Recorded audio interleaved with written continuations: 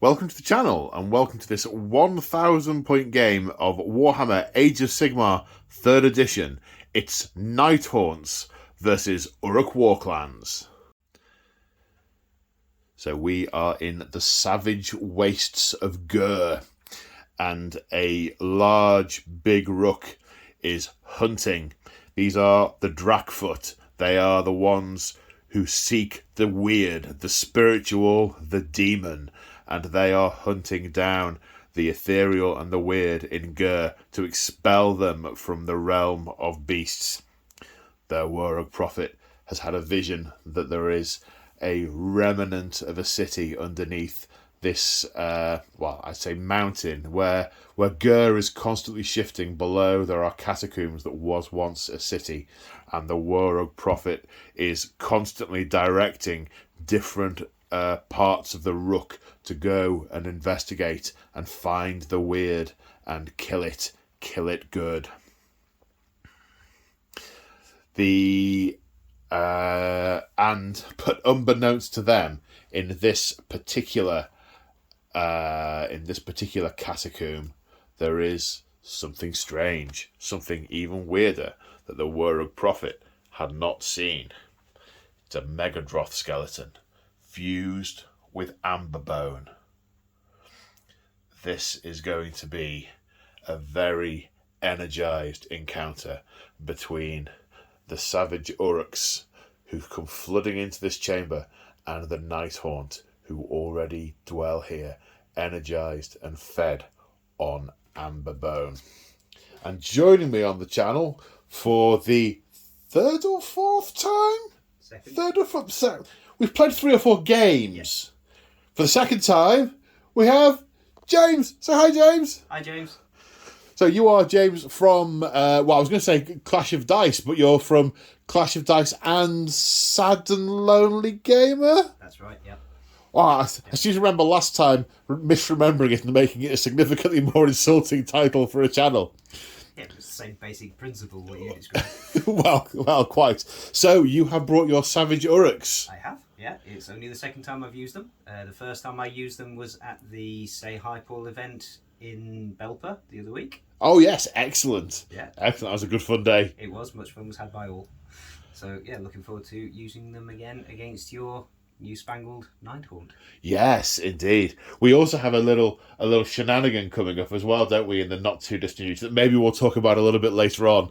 But we're tapping into the Thondia campaign book today, and we may be looking at the Thondia campaign at some future point. Yeah. Yes. Awesome stuff. But before, tell me about your YouTube channels. Yes, okay. Do that. So I have 2 YouTube channels. The first one, which is my heart and joy, is Clash of the Dice, which was a YouTube channel I set up with my son about 4 years ago. So myself and my son Joshua were playing all sorts of different games, tabletop games, skirmish games, war games. And then when Joshua discovered video games, he was less inclined to play tabletop games, so I set up Sad and Lonely Gamer, where I basically play solo play games by myself and sulk. So that's your solo hammer channel? Yeah. Oh, well, I can sympathise with the solo hammer and with the loss of interest in the sulking, so I fully sympathise. Okay, so I will drop links to both those channels in the description below. So check those out and do that. Sorry, words are failing me today. Yes, go check out James's channels. They're both awesome. Now, what are we doing here? Yes.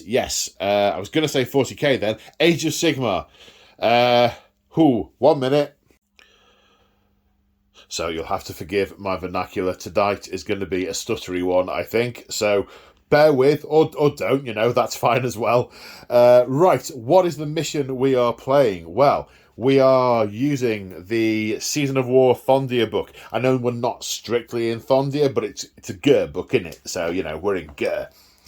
So, we're playing Open War, and we are playing Amberbones. The first terrain... Oh, no. I thought that was a narrative little ditty then. It's not, obviously. So we have the Megadroth remains in the centre of the table, and that is effectively an objective. It has the Wellspring of Primordial Energy rule, which we'll come on to in a second, which is a mysterious terrain trait. But effectively, this is so suffused with Amberbone. I mean, look, it's covered in amber moss that's grown through it and is starting to taint the whole chamber.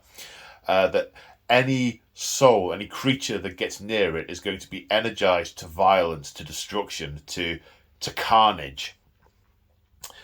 And as a result, the way victory is measured is how many points of your opponent's army you kill.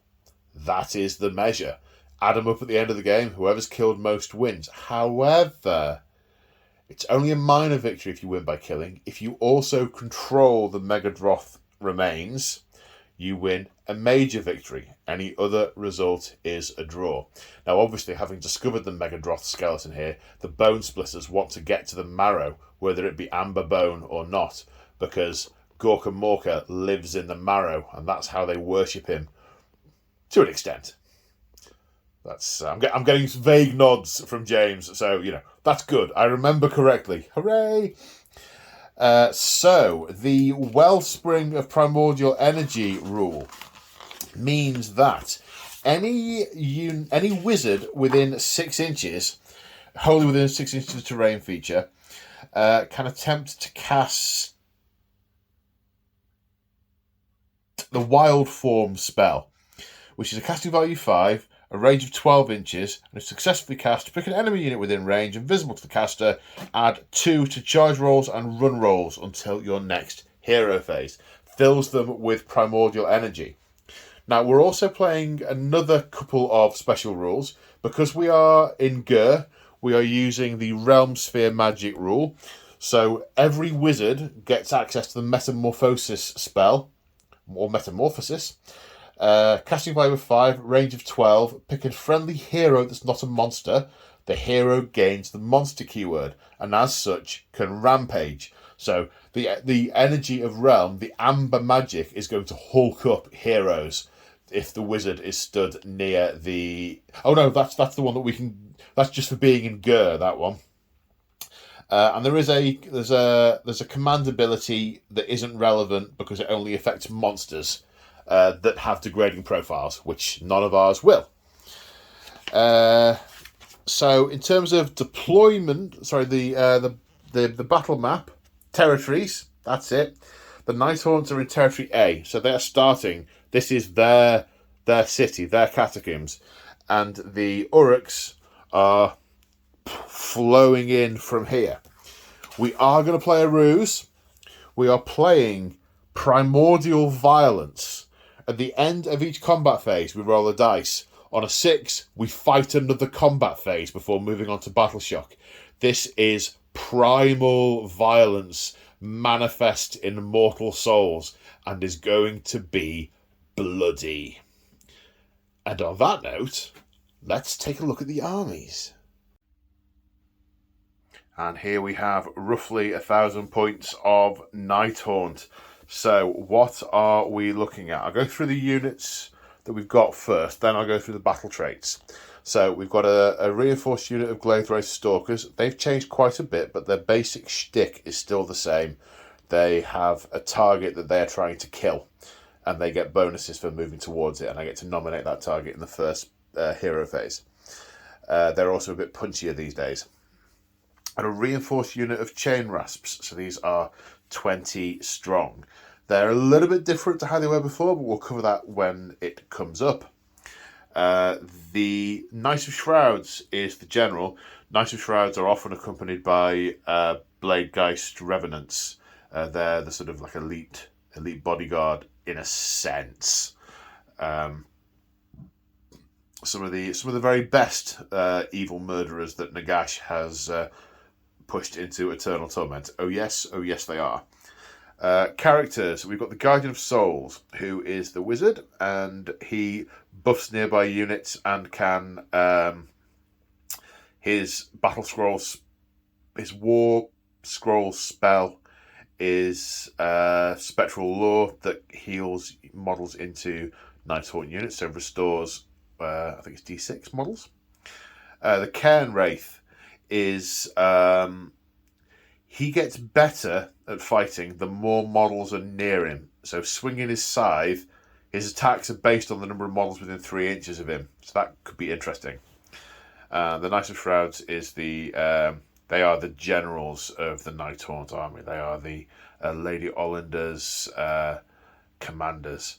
Although all the way out here in Ghur, she's probably not terribly connected to what this small spectral host is doing. It was probably shaken from their graves during the necroquake that heralded the start of the Soul Wars, and maybe they've never been brought back to the fold since. So, what do Nighthaunts do? Well, they have a whole bunch of new battle traits, all based around the theme of the previous battle traits, but new nonetheless. So they have Aura of Dread. Any unit within 3 inches of any enemy unit within 3 inches is terrified. If a unit is terrified, it can't receive the Inspiring Presence command. So it can't be... It will be forced to take bravery checks as normal, I guess, unless it's got its own rule for that. You can't use Inspiring Presence to counteract that. There are a couple of other rules and weapons and things that apply to terrified units, but I don't think there are any others in this game, but we will come across that if there are. Ethereal models have the fly keyword. Their save can never be increased or decreased, so the majority of these is going to be 4+, 5+ for the chain rasps.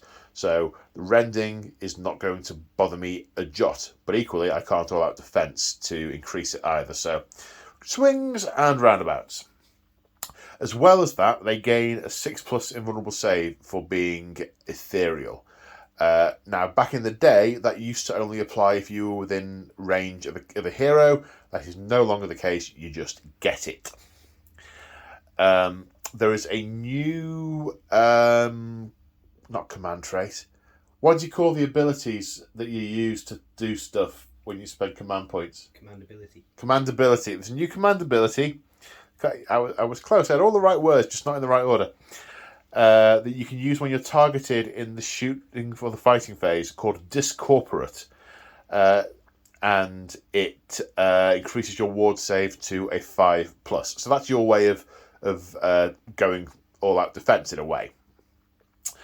They have the Wave of Terror rule. Now, back in the day, when you charged, if you rolled, I think it was either 10 or more, it was possibly 11 or more, you got to fight instantly, because as you rushed at your opponents, they were so terrified, you caught them flat-footed and you could shiv them up good. They've changed this. Depending on the roll you make, depends on what happens to the enemy unit. So I'm not going into all those now, but the higher the roll, the worse the effect. We will cover that as and when it occurs. They also have an ability called Frightful Touch, which, looking at how I've written it down, it looks like Frightful Cough. I mean, I really can't write very well. 6 to hit, automatically wound. They don't do mortal wounds, like, say, the Cruel Boys with their venom, but they bypass the 2 wound roll and go straight to the armor save. So a bit of an extra there. Now, also, back in the day, you used to be able to, for every unit you deployed on the board, you could put 1 into reserve. That's now changed. You deploy as normal, but then before claiming objectives, you can use the Vanishing Phantasm rule to remove up to 3 of them from the battlefield and put them into reserve. So it's a disproportionate amount in this game, and in larger games, not quite so effective, so it doesn't seem to scale particularly well. However, that is the way that is handled now. Now, we also have different spirit host traits. They're not called spirit hosts, and in fact, that's the name of the unit. Different traits for different armies, sub-things, sub-factions. Hooray! These are the Grieving Legion, and their sub-faction rule is enemy units within 3 inches of them cannot retreat if the Nighthaunt unit is 10 or more models. I do not think that is going to come up. I really can't see that coming up. Command traits. No, not command traits. Enhancements. So the command trait of the general is hatred for the living. He gets to reroll hits and wounds against anything that doesn't have the death keyword. He really don't like the living. Ouch. Indeed. He also carries the light. What have I written there? Shard. Except I think I've spelt it wrong. The light shard of Harvest Moon. So once per battle, he can release the gloom that is in the shard, and it envelops the battlefield immediately around him. Nighthaunt units wholly within 12 inches gain +1 attack for that battle round. And the wizard has taken the Soul Cage spell, which is a casting value 7, 12-inch range, cast on an enemy unit, and they gain the Strike's Last ability, so it's a debuff for the fights. All the fights. There are a couple of other abilities that units have got, but we will cover those as we get to them during the game. And anything else I've forgotten, we'll cover as and when it goes along. So let's take a look at the Savage Orruks. And here we have 1,000 points of BoneSplitterz, the Savage Orruks. And I have to say, these look fantastic. Thank you. Yeah, they were both fun to paint and frustrating to paint all at once. I've never painted so many butt cracks in my entire life. Well, that's not a sentence you can use every day. I don't know, some kind of body artist might be able to say it. I don't know. Yeah, but a lot of green. Yes. It's a lot of green. It is a lot of green. It's a lot of green. It's a shame they don't do whatever the base colour you used in a spray can. Yes. A crying shame. Okay, what are we looking at, sir? So yeah, these are the BoneSplitterz from the Orruk Warclans book, Battletome. And they worship Gorkamorka, the essence of the great hunter and the slayer of beasts. The two-headed god. The two-headed god, yes. And as you said in the intro, they like to break the bones, hence BoneSplitterz, and devour the marrow from inside so that they can infuse the spirit of the great beast that they've slain into themselves and therefore become more like Gorkamorka. And they are quite literally orcs who have had one too many blows to the head. So very often during a battle, an Orruk will get a clonk on the head and they'll have a vision of Gorkamorka and they'll just spontaneously they'll wander off, won't they? Yeah, shedding all their armour so that they can become more unencumbered as Gorkamorka originally envisaged, because when you're hunting big bad beasties, they move pretty quick, so why would you want to be weighed down by armour? Yeah, I mean, they just walk off in a random direction, they lose all their stuff or it disintegrates over time, they walk around the corner and go, oh, you're all like me. Yeah. And they go, yeah, we are. Yeah. Oh, there's another one. So, BoneSplitterz, in general, they've got a few battle traits. So, the first one being Tireless Trackers. So, at the start of the game, after we've deployed, I can take half of my units rounded up, and they can perform a pre-game move of up to 5 inches. Uh-oh. Yeah. Wait, up to 3, yeah, did you say? Up to half? Up to half rounded up. Okay. So 1 boar boy, 2 boar boy, 3. Sorry, I'm just I'm demonstrating my psychic powers. Yeah. There's 8 units, I can move 4 of them. Nice. Yeah. Very nice. So another battle trait, they have War Paint. And the War Paint is infused with glowiness and it gives them a 6-up ward. Nice. It's also giving them some light in this and yeah, they can see well. Yeah. And that leads on to another battle trait, which is the BoneSplitterz War. So once per game at the start of the combat phase, they can declare, as long as my general's still on the table, he can declare a BoneSplitterz War, and for the rest of that phase, the rest of that combat phase, they can increase their 6-up ward to a 4-up ward. And that's once per game. Nice.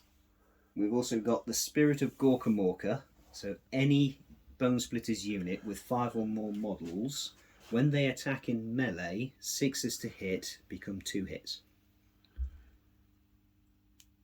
Sorry, I was looking at the models. Is that all models that applies to? 6s to hit become 2 hits? Yeah, for any unit that's got 5 or more models. 5 right, yes. Yeah. Okay, so the Boar Boys might not apply to them Potentially. after a while. Yes. So that's the main battle traits for the army. In terms of units, we've got 2 battalions and 1 dude extra. So for the battalions, we've got They're rooks, I assume. They are rooks. We've got a Snagger Rook, which is composed of Maniac Weird Knob and 2 lots of Maniac Boar Boys. Is that the Maniac Weird Knob? That's the Maniac Weird Knob. That's the Maniac Weird Knob. Yeah, No, the Weird other Knob. chap is the War Dog. Right. So yeah, and the other battalion we've got is a Cunning Rook, and that consists of Savage Big Boss Yaha. and 2 to 5 units, in this case 3, in any combination of Savage Boar Boys and Arrow Boys.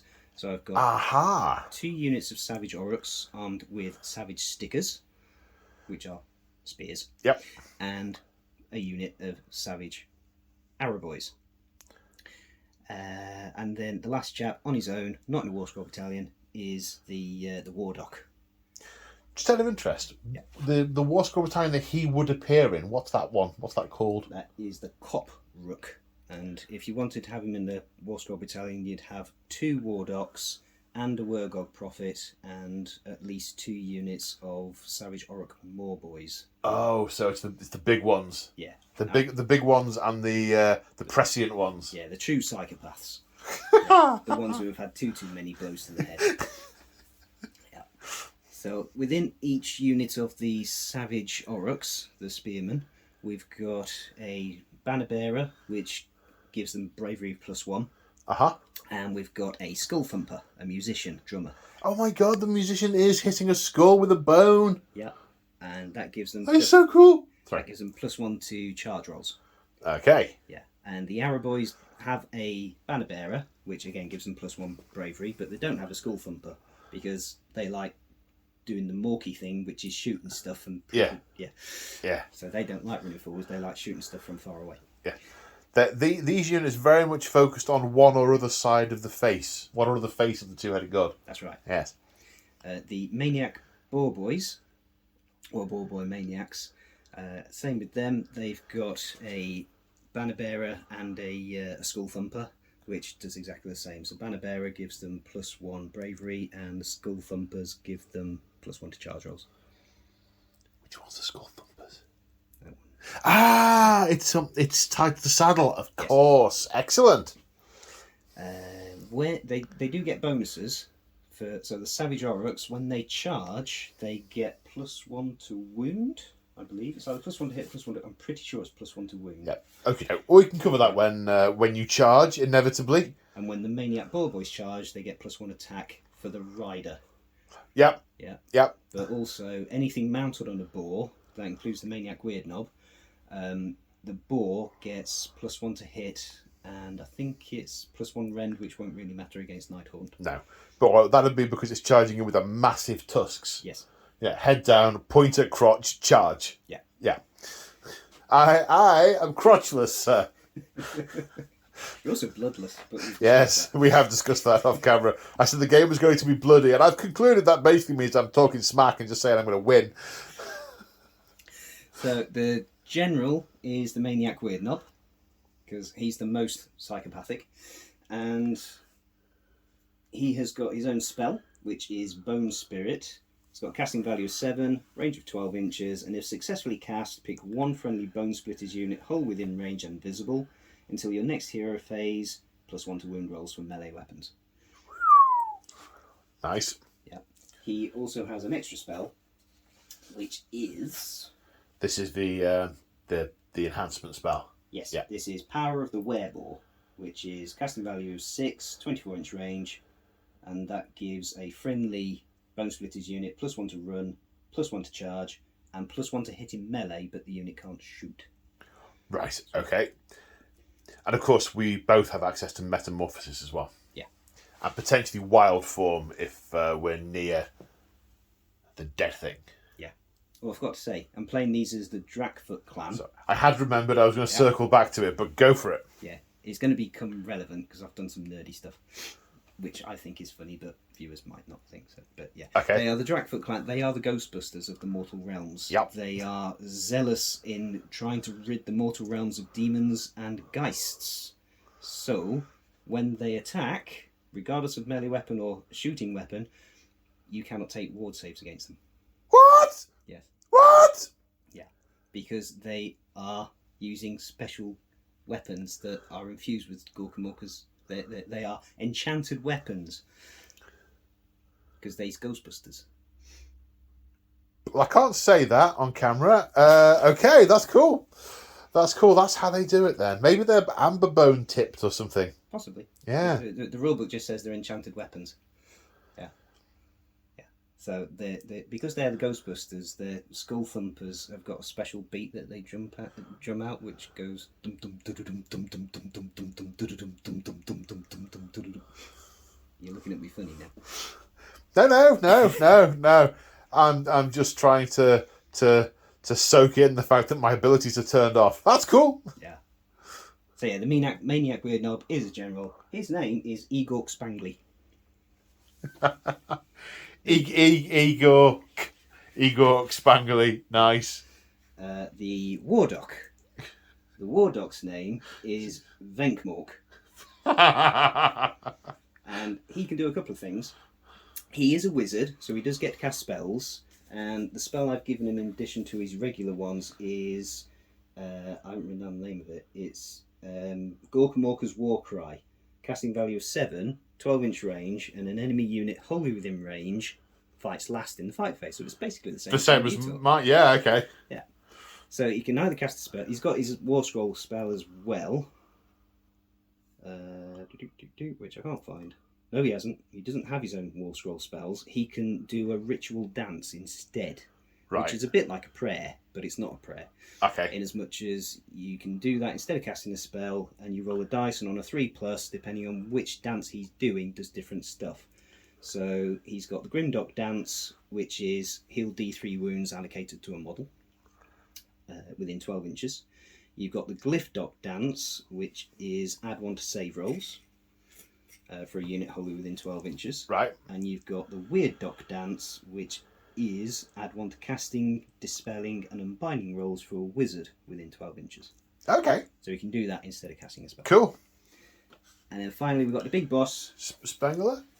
He is Zedmork. Zedmork. Yeah. And he has got a special ability, which is after he has fought in the combat phase for the first time, you can pick one friendly BoneSplitterz unit that has not yet fought in the combat phase, that is within 3 inches of an enemy unit and wholly within 12 inches of him, and they get to fight immediately. Yeah, my Night Shrouds does the same thing, yeah. Except with Nighthaunts. Yeah. Yeah. So that is 1,000 points of Mortal Realms Ghostbusters. Have you got your artifact and your command trait? I do, yeah, well done. I knew there was something else again. So, Igor Spangly, as I say, is the general. His command trait is Voice of the Great Green God, and that basically means he's got a 24-inch range for issuing orders instead of an 18-inch range. Jiminy Cricket. Yeah. Okay. He also has the artifact of power, which is the Lucky Bone, and once per phase he can reroll either either one hit, one wound, or one save for the bearer. In each phase? Once per phase. Once per phase, that's nice. Yeah. And he's on a mount, so he gets a mount trait. And the mount trait is the Smellian, which we all know from you use it a lot. It's -1 to hit in melee. Yeah. Okay. Ouch. Oh, that boar stinks. Right, and on that happy and whiffy note, let's go on to deployment. So here we are after deployment, and we appear to have cavalry on the left, infantry on the right, surging into the chamber. Any more logic to it than that? No. No. Good. Fast lads come this way, slow gits gone that way. Yeah, that works.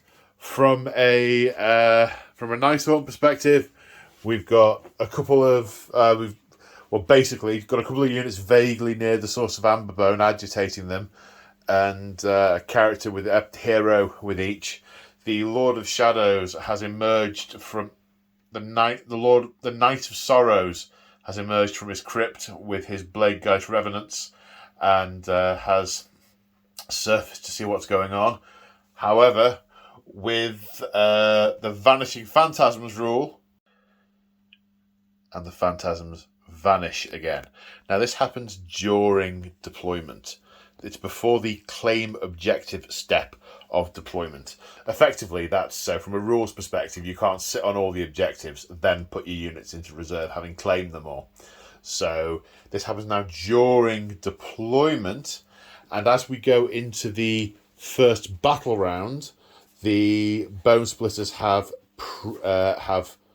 it's not a pre-game move, is it? It's Tireless Trackers. It's pre-game move after deployment, but before you start the game proper. Is it before the first turn or before the battle round? Before the first turn. Okay, so we go through who has which turn first. We go through the roll-off and the command points first, because they happen before. No, the roll-off and the battle and the command points at the start of the turn, because that tells us who has first turn and all that. Then it happens. So you know if you're going first or second when you make the roll. Okay, jolly good. So having checked the wording, it is before the battle round starts. So the boar-mounted maniacs have surged forward. Well, they were heading at a hell of a pace when they came into the chamber anyway, and they carry on pushing through. Okay, so nothing remains but the coin flip, the metaphorical coin flip. Who gets priority in turn one? Good luck, sir. Thank you. Likewise. Didn't that happen last time I played you? It may well have done. It may well have done. I think you can have turn one because I'd like you to get closer. And I think I want space behind you so I can rise up and hack at you. Jolly good. So yes, you get turn one.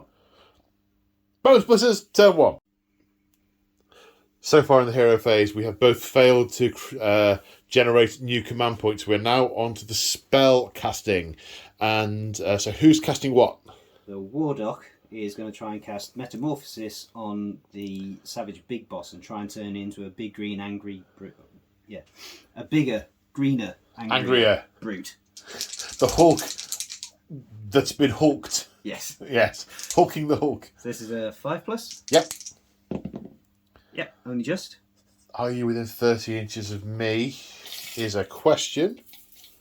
I'm going to go with no. Nope. Okie dokie. Then he has the monster keyword until your next hero phase, which may well be a factor if I appear behind you and charge at you. Indeed. Okie dokie. No, any other command points or any abilities to use in the hero phase? No abilities to use, but I think I will try and cast... Oh, of course, you've got 2 wizards. Of course you have. Yeah, Curse of the Wereboar from this chap onto these. Okay. And losing me cheat sheet.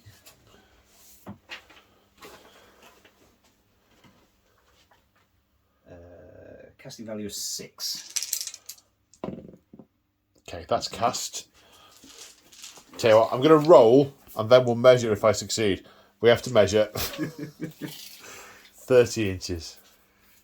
Yes, you are within 30 inches. Okay, then it is unbound. Indeed. Right, so that's my hero face done. Okay. And the BoneSplitterz have surged forward. We've got runs across the line. The arrow boys contemplated stopping and shooting, but couldn't quite get range with their arrows. They only didn't run very far. They probably unloosed a volley and saw them fall short of the Nighthaunt, then moved up to the barrier. A 2 was rolled. Then we've got a command point on not forward to victory, not move. It's got a name, and it is forward at the double. At the double, command point was spent, and an auto 6 moved there. More running. This unit of Boar Boys, Boy Maniacs. Boy Maniacs, just moved, as did the Chief Maniac at the back, who's Weird Knob. The Weird Knob. Was it Spengler? Yeah, Spengork. Spengork. This unit of Maniac Boar Boys, did they run? No, they just moved. They just moved. Okie dokie. So we have no shooting because anything that has a bow ran. So we are on to charges. There is one possible charge. It's a 10-inch gap between these boar boys and the Nighthaunts. However, we've got the skeleton in the way, and we're saying to go over that because it's a bit of a parabolic. It's like a hill, so we're saying it's an extra 2 inches to go over that. So it would be a 12-inch charge. However, the drummer in the unit makes it an 11-inch charge. No, you could forward to victory if you want to. We can indeed. And re-roll for command point. No, close, but no forward to victory. No battle shock. So unless I'm missing anything, it's the end of BoneSplitterz turn 1. Let's see what the Nighthaunts do. So in the hero phase, the first time in the hero phase, the Glaive Wraith Stalkers need to nominate their prey. Their prey is going to be I had it a second ago. The big boss. No, it's not a big boss. The big knob. The knob big weird. Weird big. Help! Maniac weird knob. I was so close. Some of the right words, but not in the right order. Egork Spangly. Egork Spangly. So whenever they charge and it gets them closer towards Egork Spangly, they get +3 to the charge roll. So that has happened. The Guardian of Souls generated an additional command point to be used by himself. No spells were cast because they all have a range of 12 inches, and there's no point casting Mystic Shield because I can't increase my saves. So endeth the hero phase, and now I go on to movement. Yes, movement. So at the end of the movement phase, the chain rasps have surged forward over the Amberbone deposits, the skeleton of the Megadroth. I think I actually got that right. You did? I did. That's yeah. And the Cairn Wraith going with them. The Glaive Wraith Stalkers surging forward towards their prey. And for some reason, I've moved them around the scenery rather than straight through it. That's an old habit dying hard there. The Guardian of Souls floating straight through the wall to be central to the upcoming attack. The General, I was just about to say his boots are on the table, but that would be a massive misnomer. His Shroud is hovering above the table, and the Knight of Shrouds and the Blade Geist Revenants have come in over here to charge these boar boys in the side. So we are... he has sensed their energy, sensed the power of the maniacs that are suffused with the energy of Gorka Morka, being invigorated by the power of the Amberbone, and intend to cut it off, leaving this part of the horde behind to attack later, or be attacked by later. We have no shooting. Were you doing any redeployment? I never asked you. No. That'll be why I never asked you, because it was a stupid question. BoneSplitterz don't run backwards. You can redeploy forwards. You have to move away from the... No. Oh. I learned this when someone redeployed closer to me, and I'm like, uh-oh. Yeah. Like we said earlier, you read what the rule says, not what you think it says. Yeah. What it actually says. Yeah, because it's in my mind it's running away, but no, it's just moving. Yeah. Yeah. Yeah. You're coming towards me anyway. We're going to get a crumpier. Wow, quite. Okay, so where should we start the charges? What would I want to re-roll if I was re-rolling anything? Probably these guys. So the Blade Geist Revenants are going to charge the Boar Boys. They need a 9 because they came in via reserve. Right, that's not a 9. We're going to spend the command point on forward to victory. That's also not a 9. The Knight of Shroud... yes, please. Not that bottom one. One of those. Cheers, bud. The Knight of Shrouds is going to try the same trick. he also does not make it. I think Nagash has cursed these dice.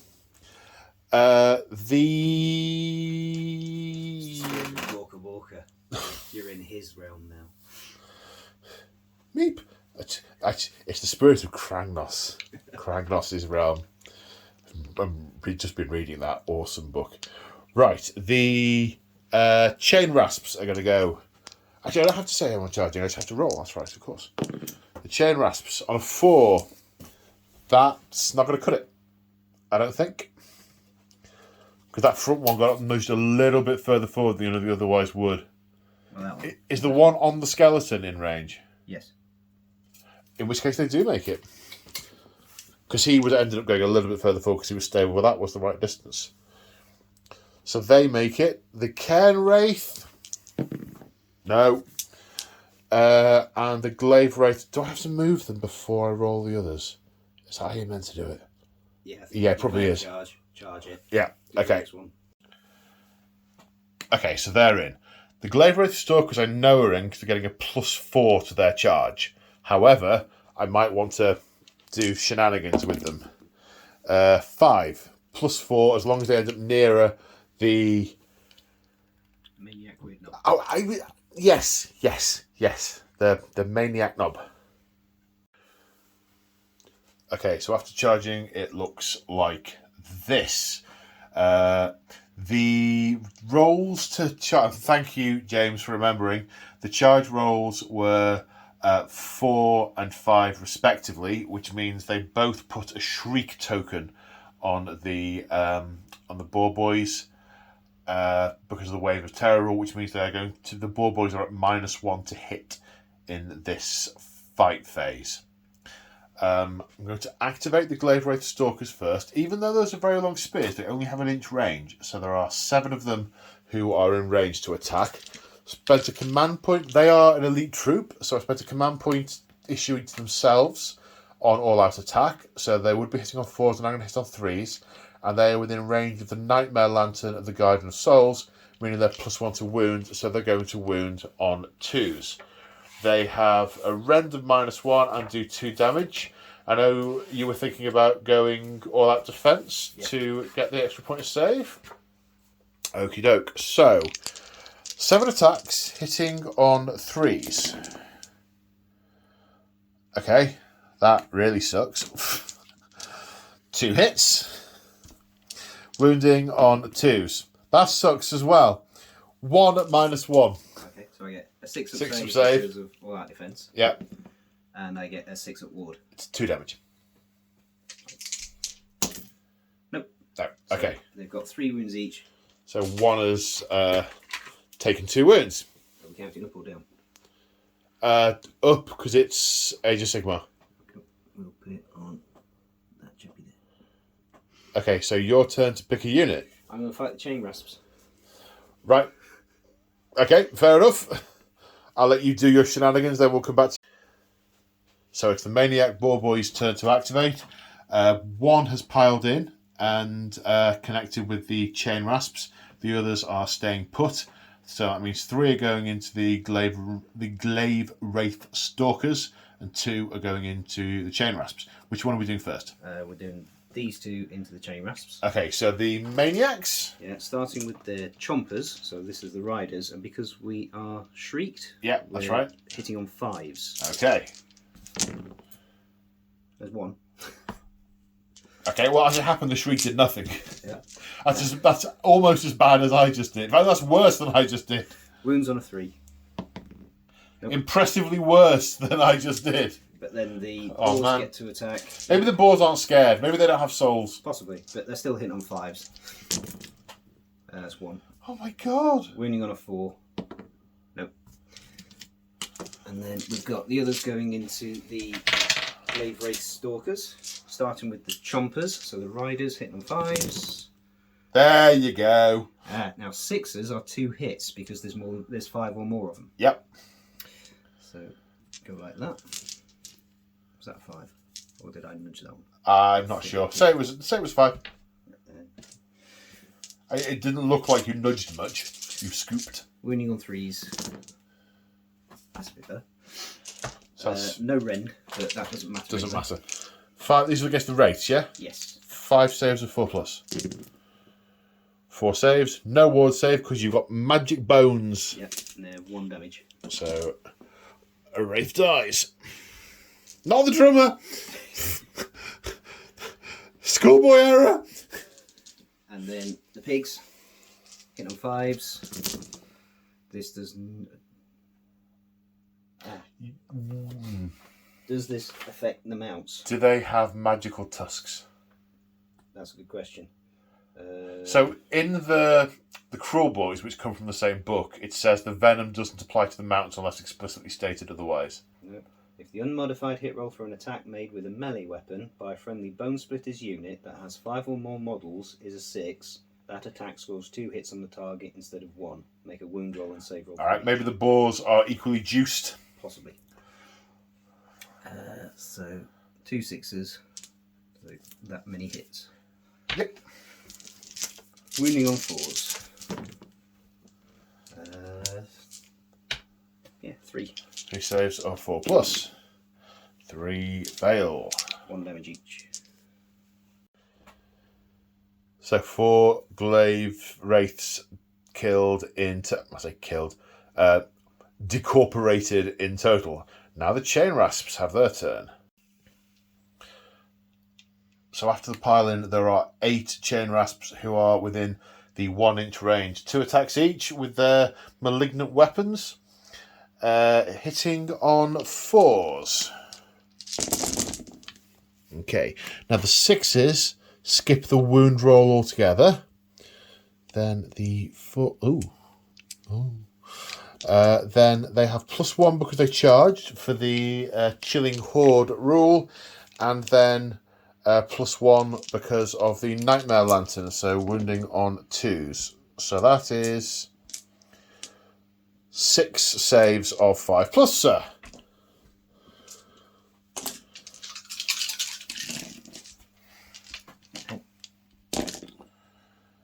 So that would have been a 3.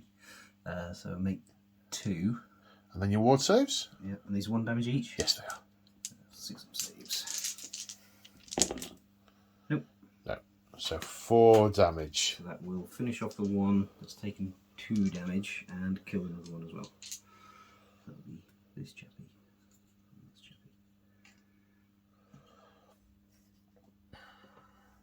chappy. Okie dokie. Now it is the, hang on, Maniac Weird Knob. Yeah. His turn to activate because I have encroached within 3 inches of him. So he gets to activate. A lovely, lovely, simple game mechanic. Me like. Yes. 3 attacks from his Bone Beast staff hitting on 4s. Because he was not shrieked at. He was not shrieked at. Nope. Ah, okay, so I've made a mistake. I've made a mistake, and I will learn for next time. Right. Because it's when you put the shriek tokens down, it's a unit that you finish your charge within an inch of. Ah. So, because the chain rasps went first, shriek token. Mm-hmm. Then the then the horse head guys went second. They already had a shriek token. Would have put 1 on him. I didn't. I put 2 on them. So learn for next time. Yeah. Did you fit? You have to be within an inch for that. Yes. So he wasn't within an inch when you finish your charge. Yeah. So I was right by mistake. Yeah. Sorry. Yeah. Now his pig is. Did you hit? No. Oh, you were hitting on 4s, were you? I was hitting on 4s and I rolled 3 3s. Ah, right. Because I thought you were hitting on 4s because right. Okay. Yeah. You weren't shrieking the thing down for that. No. Okay.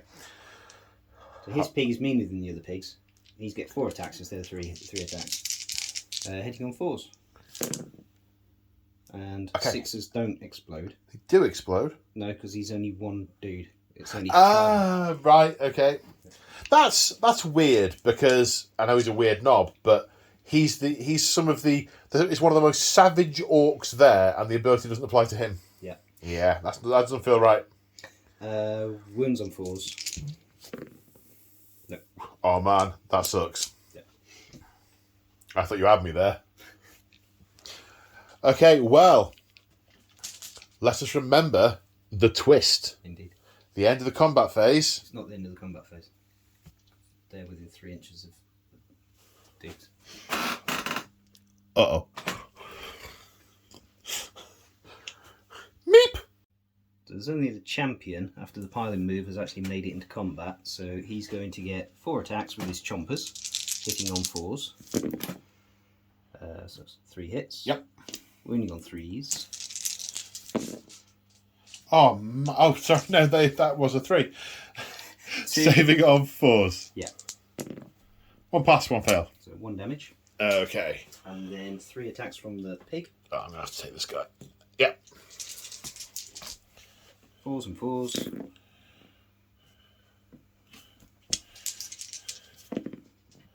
One. No rend. Not that you care. That's the save. Okay. Is it now the end of the fight phase? Yes. The combat phase. Okay. So on a 6, we go again. That's not a 6. So we go to Battle Shock. Now, I have a command point. I could technically fail my Battle Shock, so I may as well use the same bravery. Yep. Because the command point is about to disappear. Metal command points. I do not have that luxury. No, you're terrified, sir. Don't you know? Indeed. Terrified. So we are bravery 6, but with a banner 7, and we lost 2. Yep. So I'd fail on a 6. Yes. 5. Nope. Only just good enough. But only it's good enough. Yes. Okay, so that's the end of Battle Round 1. Battle Round 2, priority roll. Yeah. Okay. Do you want to go first or second? Oddly enough, I think on this occasion I want to go first. First. Yep. Fair.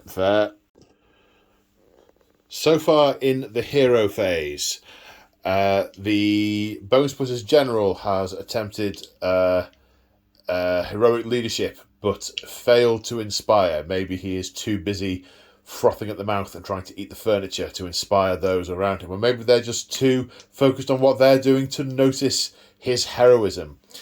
The Nighthaunt, the Cairnwraith is using heroic willpower to attempt to unbind a spell because James has 2 wizards and I only have 1. Nothing else so far, so we are on to the casting of spells. So, sir, what are you casting and with whom and on whom? Well, first of all, Venkmork, the Wardock, is going to try and do a dance. He's going to try and do the glyph. Not casting a spell. No, this is instead of casting a spell. So you're going to get cast 1 spell. Yeah. Okay. Yeah. So he's going to do the glyph dock dance. So on a 3+, he can pick a friendly unit within 12 inches and give them +1 to their save rolls. Okay. And that 3+, friendly unit. That unit of Savage Oryx. Okay. And then Igork Spangley is going to try and cast Power of the Werebore, which has got a casting value of 6. Nope. No. So I didn't need to use either of my unbinds. Oh, well. But you know, given you didn't get that, yeah, okay, I'll take that. I'll take that. So that's the end of the hero phase. Hurrah! Okay, so the BoneSplitterz have moved. This unit piling through this arch, intent on climbing through these window veins to attack the chain rasps. The archers moving further forward to arch. These BoneSplitterz not wanting to run in front of the arrows that they know are incoming and sensing a strong energy on this side of the battlefield are running in this direction, kept slightly at bay by the preternatural horror projected from that glaive wraith, i.e. being 3 inches away. And that's it, I believe. The big boss and the Wardock. Oh, yes. Not it. The big boss climbing over that wall did not run, so is able to charge. The Wardock, however, running to get position for next turn to be able to pray to Gorka Morka in order to empower those under his Well, they're not really under his charge, are they? To empower the disciples of Gorka Morka to further worship the two-faced god. Two-headed god. Two-faced god's probably like Zinch. Okay, so do we have any shoots? We do. Excellent! I've got some orcs that can shoot stuff. Well, they've got bows. So what's 10 of them? Two attacks each. Yeah. Wow. I mean, this is almost unprecedented. Well, back in the day, you had orc archers back in Fantasy Battle, but they were never terribly effective at, orc would want to be in a line with bows. I guess these ones are running forward, just basically hurtling bits of bone and stuff on the end of sticks. Yeah. So 2 attacks each. Bit more cunning than brutal. Yeah, they aim for the eyes. They always aim for the eyes. Well, that's horrid. Yeah. Because that's the way you blind them. You blind the monster, and then it's easier to take down. And maybe that's why they're such bad shots. Because I guess aiming for the eyes, you've got half the target to hit. You can hit down. It can drop, and it's not a problem. But if you go over, there's a lot of not target above the eyes. Absolutely. So we're going to be hitting on 5s. We're shooting at the chain rasps. Okay. Yeah. So hitting on 5s. And 6s are 2 hits, are they? No, because that's only with melee weapons. Ah, right. Okay. That looks decent. I could have gone all that attack, couldn't I? But I didn't. No. Right. So that many. 8. Wounding on 4s. Okie dokie. 5. 5. No remnants. Not really there. 5 saves of 5 plus. 2. 3 chain rasp bite the dust, and I will take the 3 nearest to the arrows. So in the charge phase, there are a few options for charges, and it's the hunter's instinct that are prevailing in a number of cases. So the arrow boys could charge, but they are in a much stronger position to keep hailing arrows down. These savage orc boys over here, they know there is a dangerous prey over there, and they know that if a prey, sometimes you lay a trap, particularly large prey.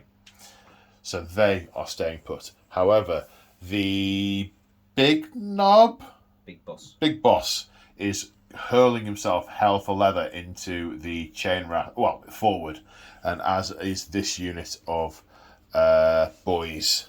So 2 charges to declare. So the Savage Oryx are going to try and charge.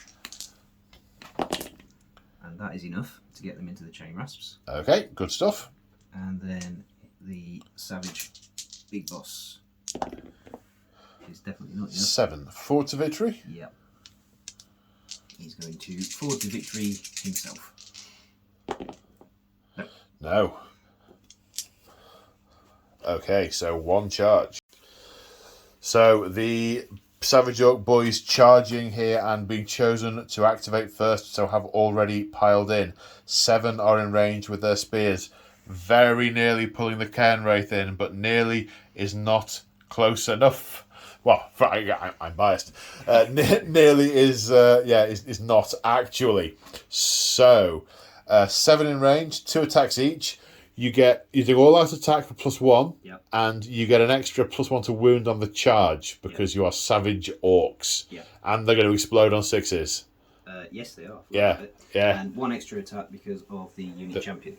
Okay, so it is good. So 3s and 3s. And there's a 6. There's only one. That's a terrible roll. I don't know. Oh no, it's not. No, it's not. The 3. There's a 1 there, bud. Yeah, that's going to be the exploding 6. Okay. Yeah.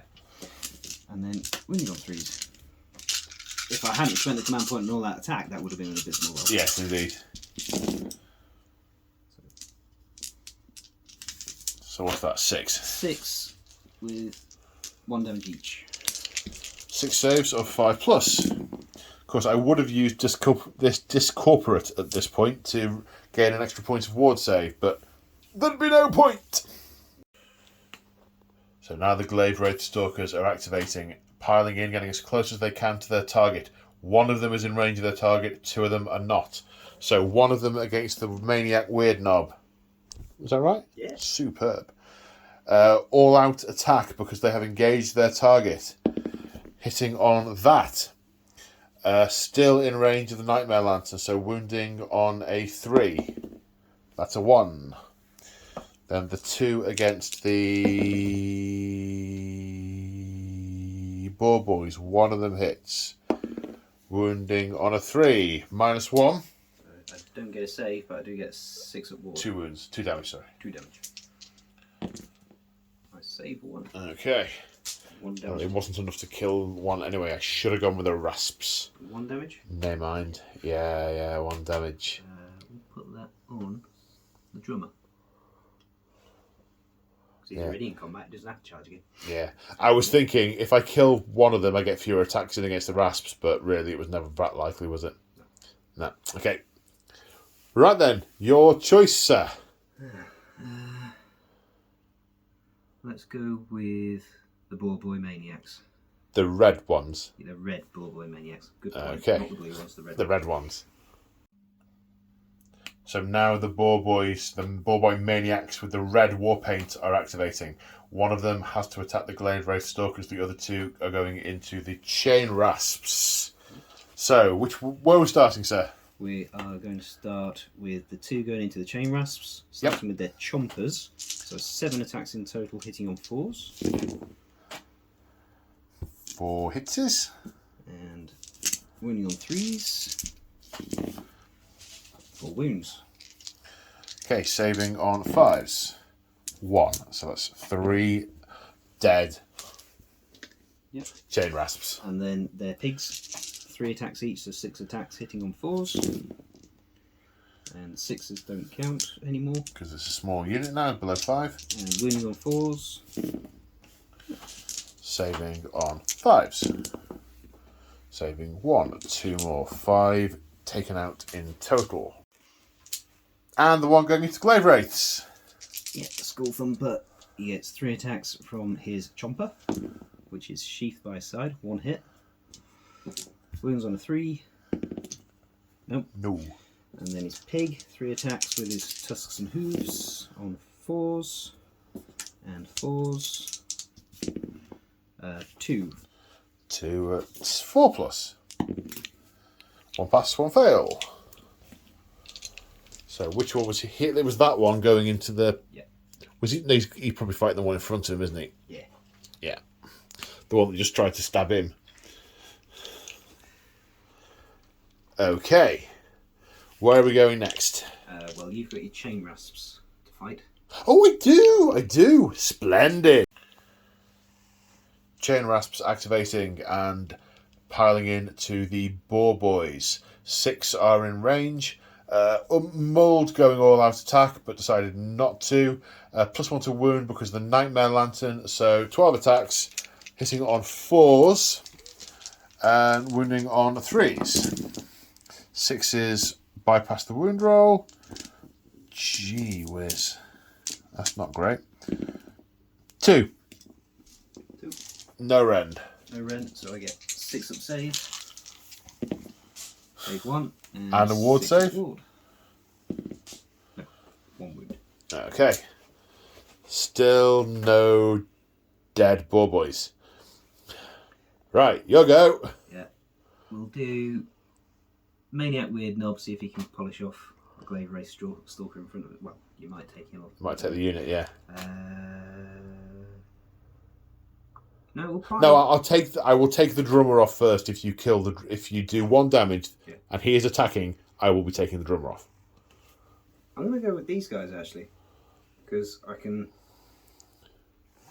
basically by piling them in, I can reform a little bit because of nastiness coming. Okay. Is my thinking. Okay, so the blue units of Maniac Boar Boys have piled in and are intent on hacking down the Glaive Wraith Stalkers. Very hard to say that. So hitting on 4s. And 6s do explode because there's 5 of them. So we've got 3 6s and we hit on 4s. So that they're all so hurt. Everything hit. Yeah. Wounding on 3s. Was this the Riders, was it? Yes. You did tell me, I'm sorry. Yeah. Okay, so what's that? 7. 7, 7, 7, 7. 1, 2, 3, 4, 5, 6, 7, 8. Saving on 4s. 1, 2, 3, 4. 4 dead. I need 2 of them, so they're gone. Now, how can that one be killed by them, I hear you ask? Well, it's flying through trying to get at its target, and it flies directly in the way of the magic bone spears. Obvious, isn't it? So we are at the end of the fight phase, and the blood is rushing. The blood and sort of wisps of vaguely ethereal on us are rushing in our veins, or absence of veins because we've got no bodies. The land of Ghur is energizing us beyond belief. It is your turn, sir. You care to roll the dice, see if we get to fight again? We do not. Nighthaunt, turn 2. Alright, not turn 2. Battle Shock. And I spent a command point on heroic leadership. Inspirational something. They're not running. They're not going to run because of the command point. What I spent. Inspiring presence. That's the what. What was I thinking of then? God, turn 2. So, hero phase. Successfully generated a command point with heroic leadership on the Cairn Wraith. The ghost-busting maniac weird knob, still incapable of leadershiping anybody with additional command points. So we're on to spells. The debate is: do I want to use Spirit Lore to bring more chain rafts back, or do I want to soul cage the boar boys so that, because what I want, I'm going to hit with a couple of powerful units. I'm going to get this guy in here to do some damage to there, and I'm going to get those 2 units coming in over here. If I give them the strikes last rule and I pull that off, then he can go in here, kill all of them. They won't be able to strike that, and then we'll all be very happy, and things will die. So we're going to cast Soul Cage on a 7. No, we're not. Yes, we are. An 8. It's an 8. So I'll try and unbind that with the Maniac Weird Knob. No, it's a 4. Do you get... There was something about you getting bonuses to unbinding? No, that's if my War Doc had done the right... Right, okay. Right, so they have strikes last. Okay, interesting. Okay, so movement phase. The Cairn Wraith getting ready to charge. The Guardian of Souls moving up to make sure he bathes the most possible people with the aura of the Nightmare Lantern. So we are on to charges. First of all, charging with the Knight of Shrouds. Needs a 3. That's a 10. Important for the thingy. I think that gives them the strikes last rule. So the spell you just did. Yeah. So choosing to downgrade to stun rather than shriek, because they're already affected by strikes. Oh, I suppose I could move past the... Oh, hang on. Sorry. A thought's just occurred. Because I rolled 10, I'd have to charge them. I can position him to go after any other unit. And then they would get the strikes last rule. So I could, with a 10, move him over to here to fight the boar boys and give them strikes last with Petrify. Yeah. Oh, yeah, let's do that. Right, now so he's ended up there, which I've realised puts him exposed to being countercharged when he kills them. If he kills them, we'll see. Now the Grimgast, those guys there. 5. Does 5 get them in? Would you mind having a quick peek for me, sir? Yes. It does. It doesn't get very far, but it definitely gets them in. Right, okay. So that is a shriek. So they're at -1 to hit if they survive. I'll get a 3-inch pile-in. Will the back ones get in after the pile-in? So 5 and 3, 8. Will they get within 1 inch? Yes. Okay, if you cool. Position them right, yes. Coolio. Okay. Now the Cairn Wraith. It's a 7. So the Cairn Wraith, there's a nice little slot in there that will put a lot of models within 3 inches of him, which is how he gets his attacks. Okay, so the Cairn Wraith has moved, and we are going to him first. There are 11 models within 3 inches. We double-checked. It's not wholly within. It's within 3 inches. Now, he hits on 3s and wounds on 3s. However, he's within range of the Nightmare Lantern, so he will wound on 2s. The command point he generated is being used for all-out attack. So this is happening. These guys, of course, had the prayer. So their base save is 4+, so they'll still get a 5+ save.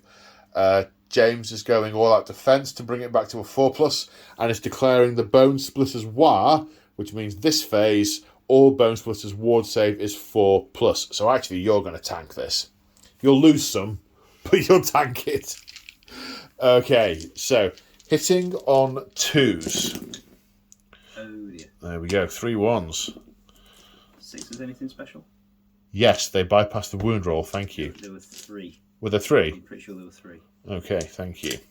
Then 2s to wound. How many? 5 1s? Okay. So there's 6 at -1, which means you're saving on 4s. Okay. So 4 get through. save. Yeah, 2 damage each. 2 damage each. 4s. So it's still 2 2.5 and a bit. Yeah. Wow. That should have been could have been the unit. Judicious use of your stats there, sir, with your prayers and your wiring. He's going to get his head caved in a minute. So just remember something I forgot to declare at the start of the fight phase, and James is very graciously allowing me to do it now. The Knight of Shrouds is using his relic to unleash the gloom, which gives every Nighthaunt within 12 inches an extra attack. Now it's James's turn to fight. Everybody gets +1 attack. Yeah. He gets an extra attack, doesn't he? Do you want to quickly roll his attack? You sure? Yeah. Okay, thank you. Doesn't change anything else so far. So. Hits. Doesn't wound. There we go. The dice gods don't like it when that happens. Now, the only unit that James has got that isn't striking last are those Savage Orcs. So 7, and they've piled in 17 attacks. -1 to hit though, because they got shrieked at. Yeah. 5s. 6s explode, and that's a lot of 6s. Okay, I'll sweep him up with a dustpan and brush now. And that 5 hits. So I think I need more dice. So that's those 2. That's those 2. That's those 2. Oh no, it's everything. It's jeez. The wound roll will be atrocious now. Winning on 4s. I thought you said 3s for them. What? I thought you said you haven't rolled. You've rolled 1 3. Oh yeah, 3s. Yeah, I thought you said it. No. Yeah, I was looking at the wrong. Chomper's wound on 3s. Savage Sticker's wound on 4s. Ah, right. Okay. Yeah. But not a lot of 3s. Nope. That's how many is that? 5. 11. 5, 6, 7, 8, 9, 10. That's exactly how many dice I had in my hand. Oh, that's how many attacks he had. Yeah, that's how many hits you get. 4+. 1, 2, 3, 4, 5. I'll just take my ward. Say, Enchanted Spark. No, I won't. That is a dead Cairn Wraith. It has ceased to be. So the Glaive Wraith, the Blade Gast Revenants. Sorry, I'm calling them Blade Glaives or Wraith. The Blade Gast Revenants are all within an inch of the Boar Boys. They have 2 attacks each base, but they get an extra attack when they charge. They also have an extra attack because of the gloom that's enveloping them, meaning they have 4 attacks each. So I know that in my pocket was 2 packs of Grand Alliance of Death dice, 20 each. So that must be 40 dice. Hitting on 3s.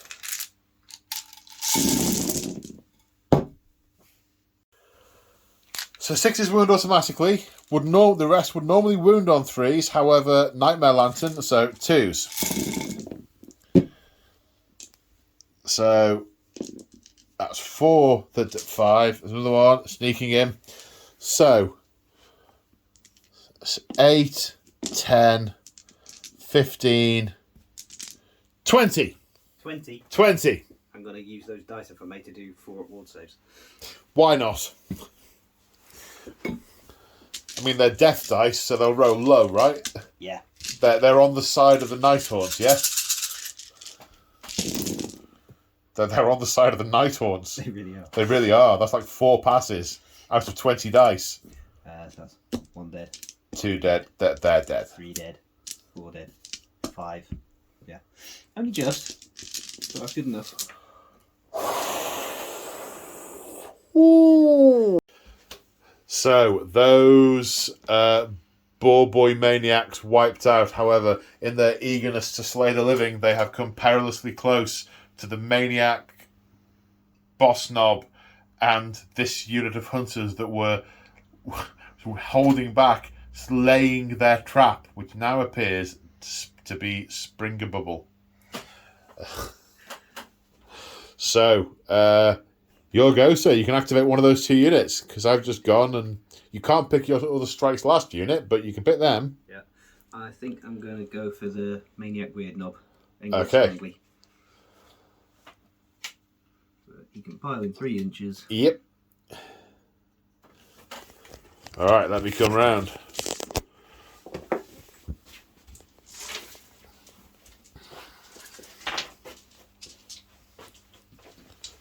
So 3 attacks with his Bone Beast staff, hitting on 4s. 1 hit, or we can re-roll a hit because of his lucky bone, That's right. which didn't help. And wounds on a 3. Nope. And then 4 attacks from his 4, hitting on 4s. And wounding on 4s. 1, no rend, not that you care. 1 damage each. Got one.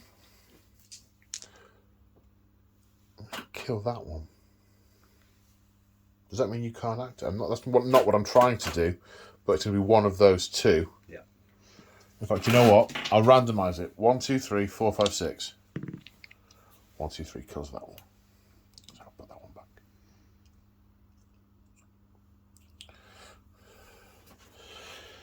Now it is my go. And the Knight of Shrouds will activate.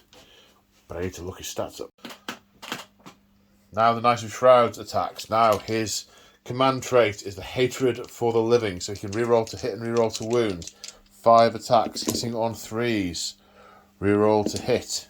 No. That 6 has already wounded. 3s to wound. Rerolling the one that didn't. So that's 4 at -1. 2 damage. So I don't get a save, so I just get my 4 wards. Yeah, so that's 8, yeah? 8. Yeah.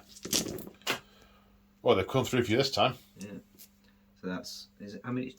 Yeah, so each one of these is 8 damage. Yes. So 'cause it was 4 that do 2 damage, so yeah, kills the drummer. Yeah. And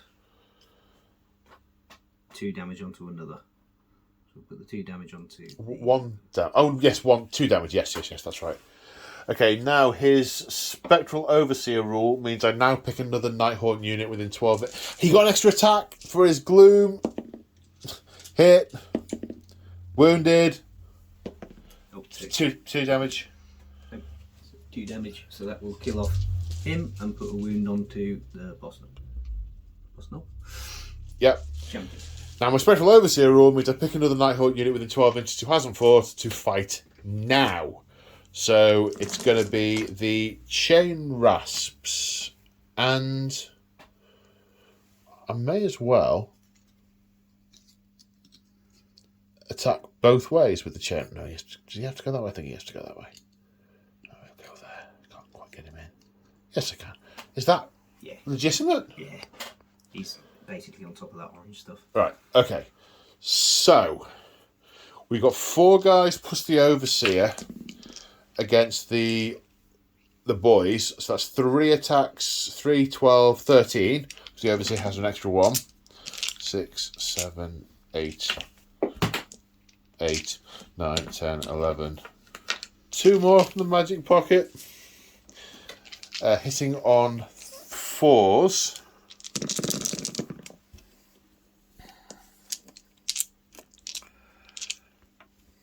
this the ones into the... The 6... It's into the Orcs. It's the Orruks. The boys. The ones on their feet.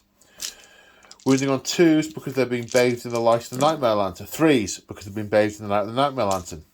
So 4 saves, no rend. 4 saves, no rend. So these will be 3 up with the various buffs. Fail 1, and then 4 up ward. Yep. Okay, so then 12 attacks. 5. 1, 2, 3, 4, 5, 6. 12 attacks onto the Boar Boys. 4s to hit. No 6s.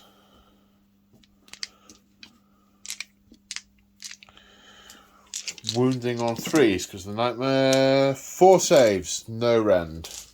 These will be 6s. Nope, and then 4s. 1. How many wounds has he? He's taken 1, so he's got. He's taken 2 now. Yeah. Which is not enough to kill him. No. But he might run away. He might run away. Okay, now your turn to activate a unit. So 4 of these boys managed to get into the gap and get purchased with the big speary things. What are they called? Stickers. Stickers.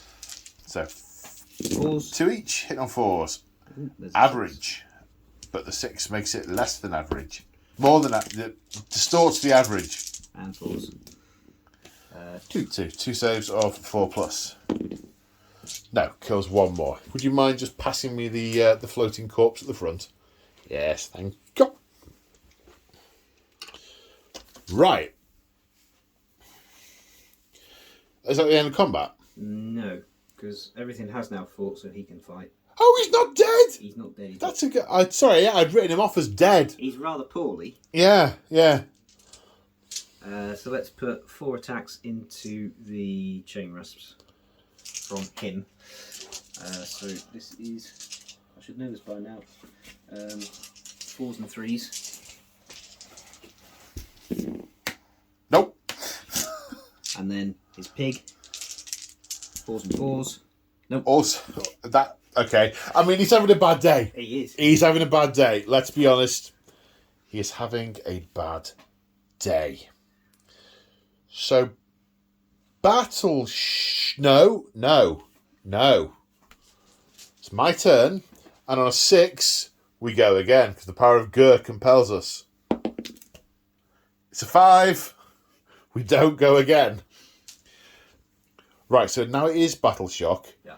I've lost 2 of the Revenants, and I can't fail, because they're Bravery 10. Yeah. He has lost 2 of his buddies. He is Bravery 6 now, because the Banner Bearer is gone. So he could run. He will run. He will run. And I don't blame him. No. To be fair, he's had the War beaten thoroughly out of him. Yeah, and then the Savage Oryx are Bravery 5, +1 for the Standard Bearer. They lost 2. 2. Yeah, didn't quite, yeah. But they're good. They're good. Okie doke. So, let's just whip out the one who has wandered off. And we have the turn roll for the next battle round. I really want to win this. Oh no! Sorry. You may have picked up a hint that I am keen to have the first turn. So don't let that influence your decision. Don't let it influence your decision. I know you would rather go second, yes? On this particular occasion, not. I would rather go first. So, hero phase. We know there is a lot of Ghur energy, a lot of War power in here. So, the Knight of Shrouds is focusing his willpower, his heroic willpower, to try and unbind an enemy spell. The Maniac Boss Knob.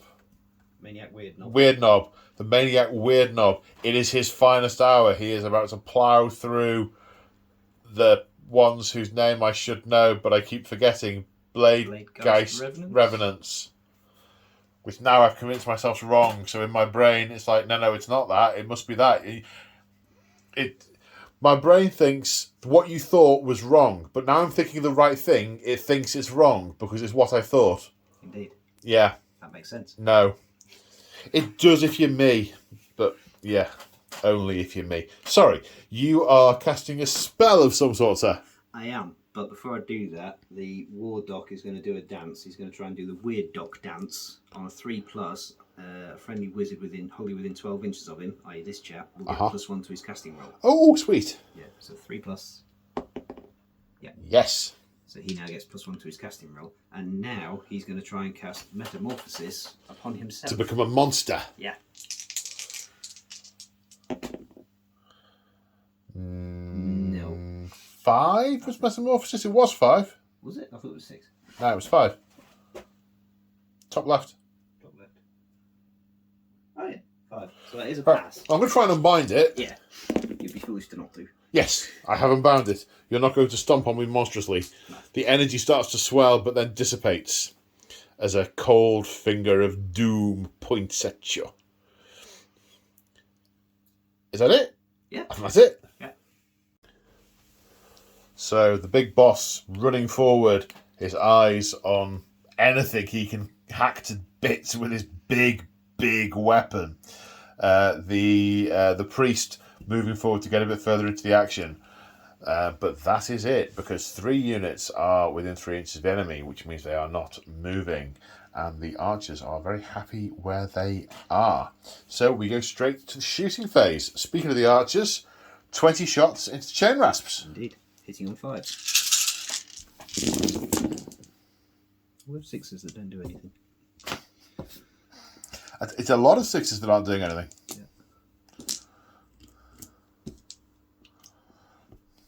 And winning on 4s.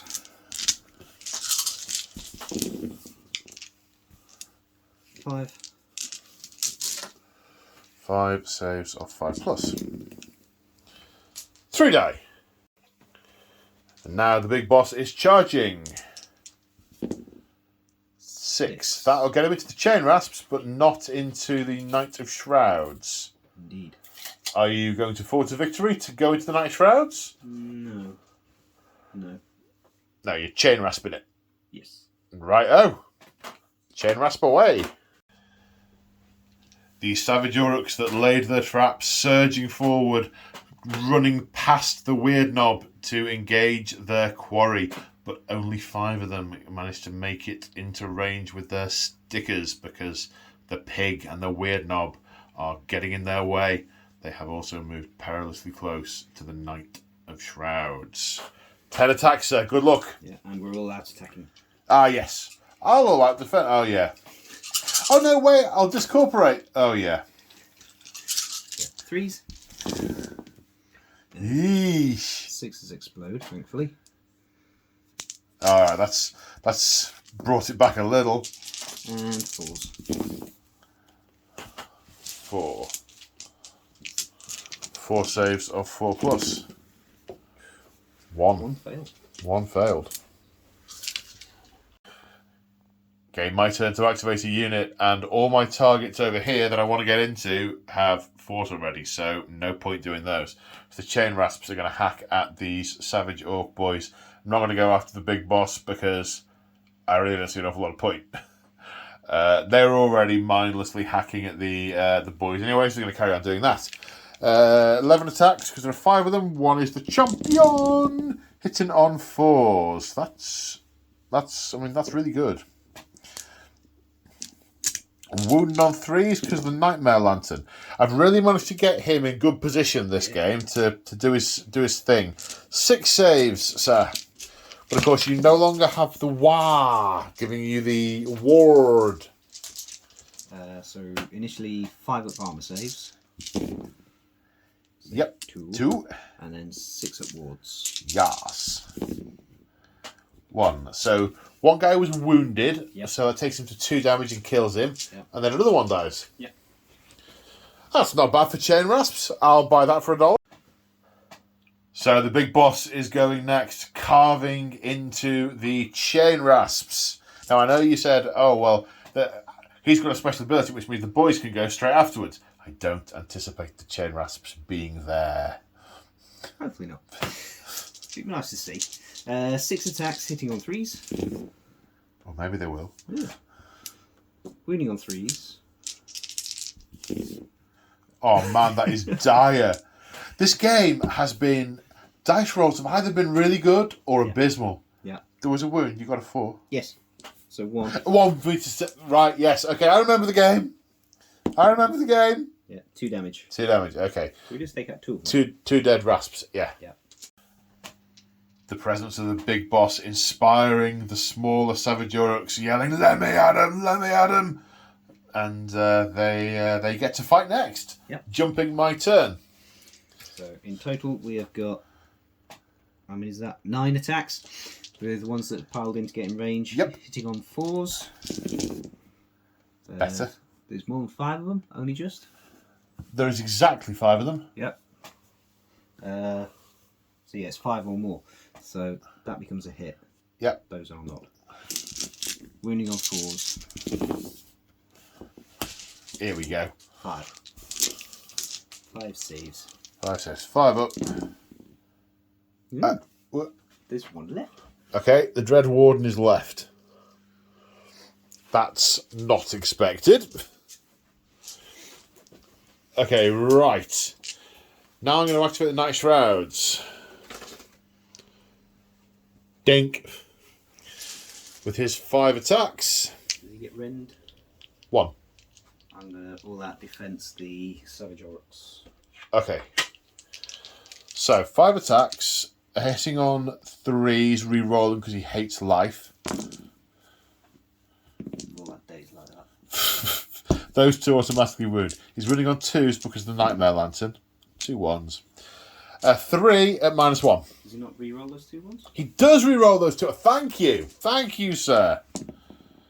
2, well, 1. Yeah, okay, 4.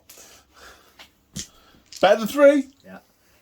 So 4. So initially 5s, down to 4s, but then back to 5s. I mean, 4. Yes, 4. That's none. 2 damage each. 2 damage each. I didn't bring that many dice, so let's roll 4 twice for 6s. Nope. 1. 3.5. Yeah.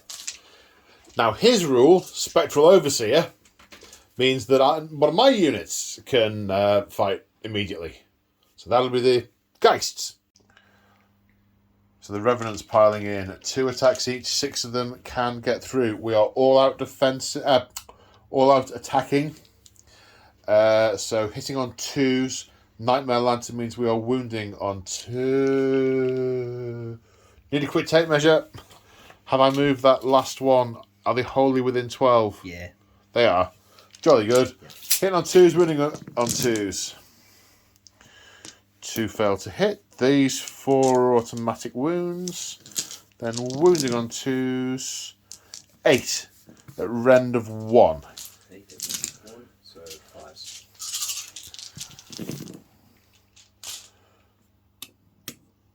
4 fail. And then 1 damage each. Yep. So 6 at wards. Nope, so it's 2 more dead. Although, one's already on 1 wound. Yeah, so it is 2 more dead. Yeah. But 1 is having a bad day.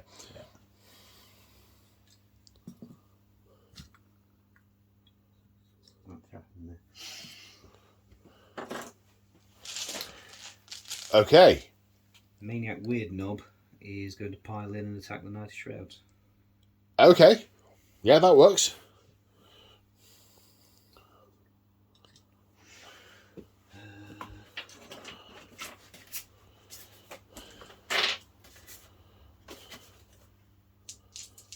Three attacks from his staff, hitting on 4s. Cool. And I can re-roll. With his lucky bone. Yep. It's not that lucky. It hasn't been yet. Wounding on 3s. Well, it's giving you the joy of rolling more dice. Yeah. Saving on 4s. Yeah. That's a shame. Well, very much a matter of perspective. And tusks and hooves from his pig.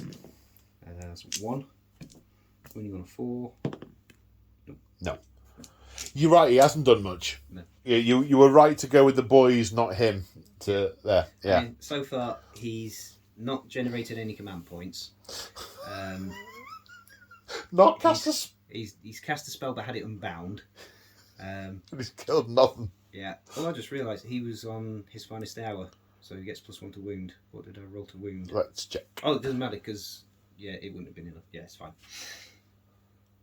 Because I saved 2 of them. Yeah. Because one of them he missed in the first instance, Yeah, didn't he? and the pig didn't do anything. So. Right. Sure? Yeah.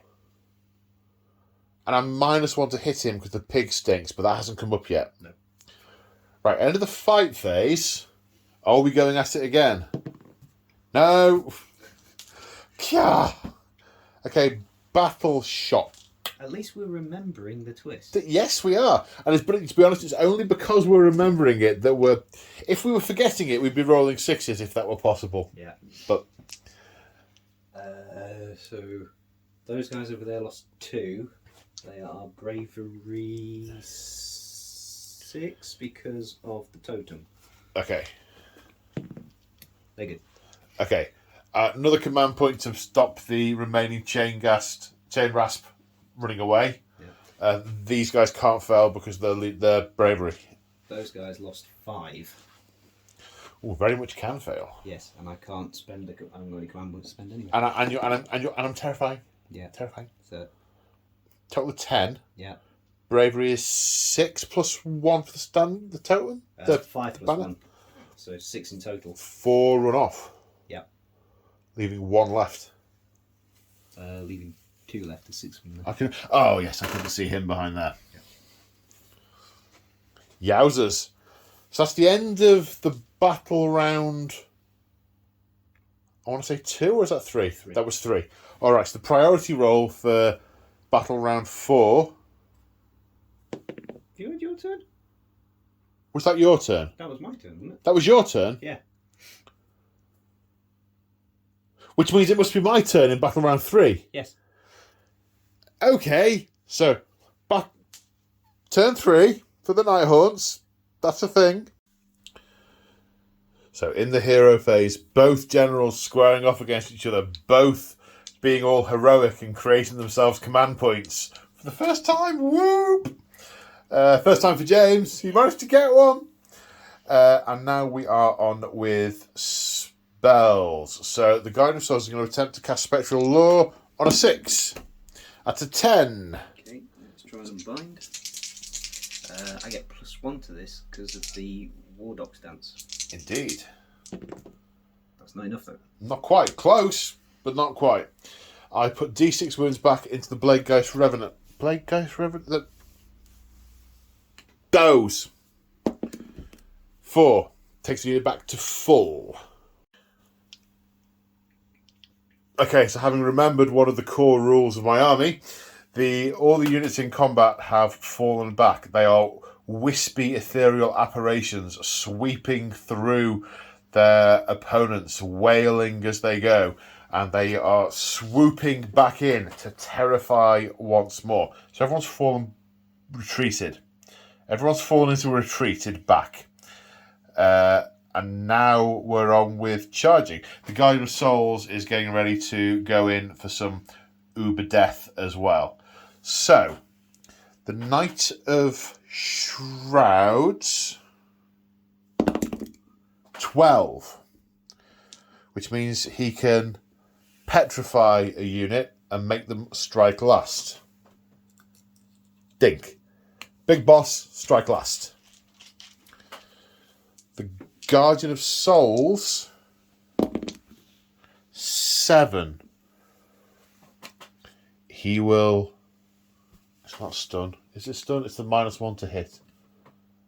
Yes, stun is -1. Shriek. Shriek is -1 to hit. And then the chain rasps, such as they are, 10. Puts always strikes last.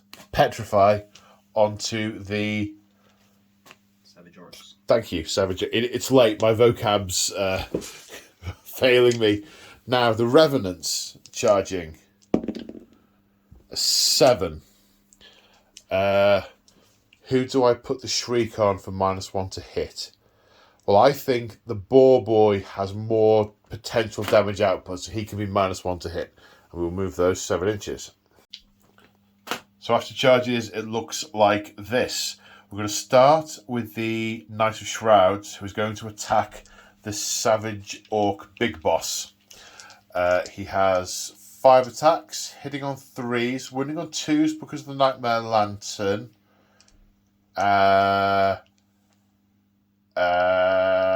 Rerolling to hit and to wound because he hates anything living.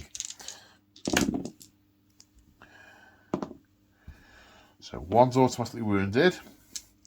And then these are wounding on 2s, as I said, because the Nightmare Lantern. So that's 4 at -1.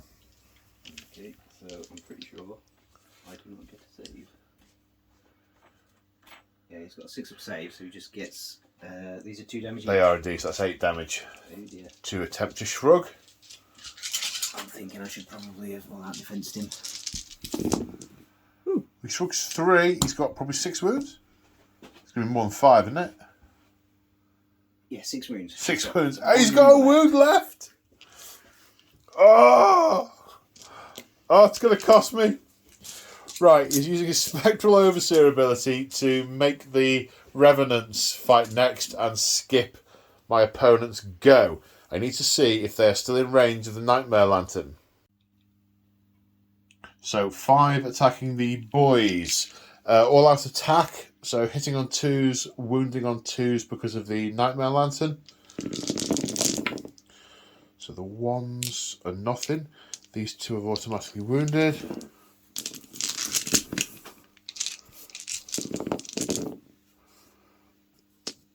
That's a 2, so that is a wound. So 9.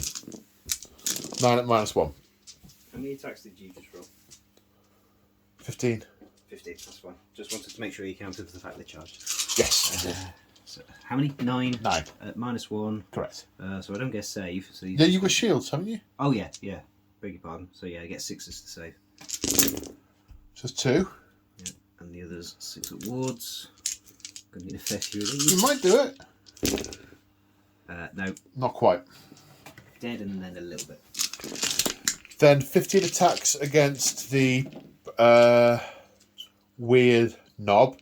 He's -1 to hit because he stinks. Yeah. Was there anything else on him? I all out defense. Right, okay, so it doesn't affect me that bit, that affects you. So 3s down to 2s, back up to 3s. The 6s, that was a 6 auto wound. That was a 6. And wounding on 2s. Ooh, 3 1s. So 6 at -1. That will at least give me my regular 6 of saves. And I One can of them. Reroll 1 with my Oh, lucky you're die. lucky, yep. I am lucky. You are lucky. It's worked! It did something! And then 6 at wards. No. But he's going to have more than 4 wounds. Presumably he's got 3 left? I think he's got 2 left. So he's got 6 in total, so he's got 4 damage. 2 remaining. In fact, yes, we should have done this the other way around, shouldn't we? That should have been 5 damage. Yeah. Okay, so now it is your turn to do a unit. I think the only one that's not striking last is the weird knob. Yeah. Right. So he gets 4 attacks with his staff. Are they -1 to hit? They're not, are they? No. Why would they be -1 to hit? Weren't they It sounds familiar. Wasn't he stunned? Oh, yes. We shrieked at him. He's -1 to hit. Yes. Yeah. So hitting you on 5s. You got one. Reroll 1. I can reroll 1 die per phase. Oh, not one of each type. No. Ah, right. Okay. And wounding on a 3. Oh, that's a 6 or a 4 as far as I can see, so that counts. Okay. -1 rend that you don't care about. D3 damage. It's alright, we don't care about it. And then 4 attacks from the pig. Hitting on 5s. Wounding on 4. Nope. No. He's not good. He's not done well in a fight today, that guy. Okay, so now I've got... Okay, is there any way I can try and get an extra attack on that Savage Orc big boss? What's the range of the dude with this pole? 1. I don't think there's any way I could conceivably pile in to get to him. I don't think. Or... I think you're right. No, I don't think I can. Okay, so the Chain Rasp. 3 hits. 2 wounds. Sorry, 1 wound. Can't even see. 5 up save. Yep. I'm good. You're good. Right, Guardian of Souls. Need to check stats. To the Guardian of Souls. 3 attacks, hitting on 3s. 1 hit. Wounding on a 2. 1 wound, -1. 6 up save. Yes, okay. The 6 is coming thick and fast. It's now... Oh, I'd hoped more of them would be dead. Uh-oh. Okay, so now we come to the orcs that have come to their senses, having been petrified by the shrieks of the dams wailing through them. So 11 attacks, I think it is, with the Savage Orcs. They're at -1 to hit because they were also shrieked at, but they absolutely want to kill the last Chain Rasp. So 11 attacks, hitting on 5s. There's 5 of them, so the 6s are an extra hit. Yep. There's no 5s. Yep. It is only 4 hits. Wounding on 4s. 1.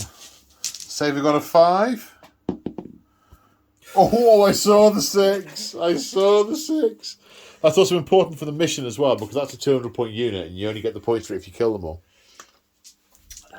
And then the Savage Big Boss is going to all-out attack onto the Knight of Shrouds. Oh, well, in that case, I'm going to discorporate. Feel free to. Do you know what? I'm going to spend a command point to discorporate. I've got a 5+ ward save. Nah. With my enchanted boss chopper, we'll see how that works out for you. 6 attacks hitting on 2s. Uh-oh. Wounding on 3s. Uh-oh. These are 2 damage each. Uh-oh. 5 of them. Saving on 4s. 2 get through. Good job, I got my 5+ ward save. Oh, dear. So that's 4 damage he's taken. Yeah. Now, he has a special rule where he gains wounds back if he's killed things, but he doesn't kill nothing, so he doesn't. He hurt you a lot, but he didn't kill you. He made me very, very poorly. Yes. Is that everyone who's fought? Yes. Okay, are we going to feel the energies of Ghur? Is the twist going to come into it? No. Right, now it's battle round 4, and we check for priority. Good luck, sir. Oh. Oh. I think I'll go first, if you don't mind. Even if you do mind, I'm still going first. Yeah. Okay, so BoneSplitterz hero phase in turn 4. Couple of things. So, in checking some stuff in the books, it's the first time we've used the Nighthaunt book, we have discovered, because we were looking to see if the Knight of Shrouds healed any wounds for damaging the big boss, because he has a mechanic that lets him do that if he's killed units. But what we have discovered is not only does he heal a wound, and I didn't think it was relevant before because he was still on 4 wounds, but every time he kills models, in a phase in which he's killed models, he adds 1 to his wound characteristic. So we had a chat about it, and in 2 of the previous phases, he killed models. He killed Boar Boys and he killed Orruks.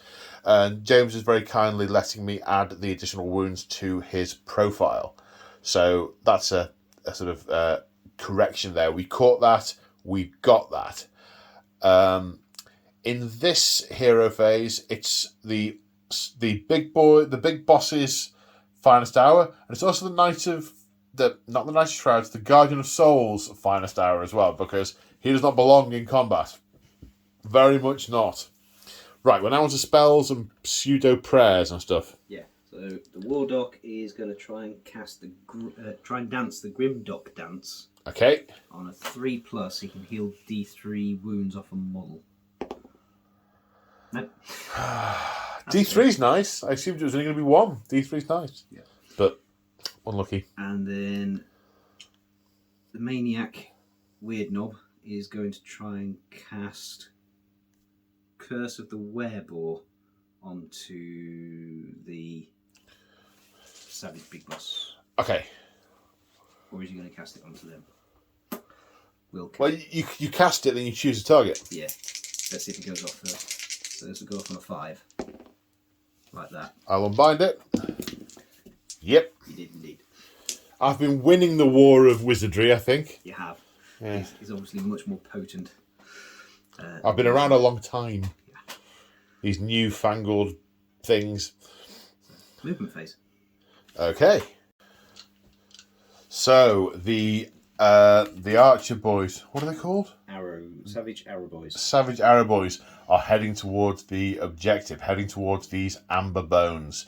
And as they broken cover, they are unleashing a volley of their magic missiles upon the revenants. All out attack. 20 attacks, hitting on 4s.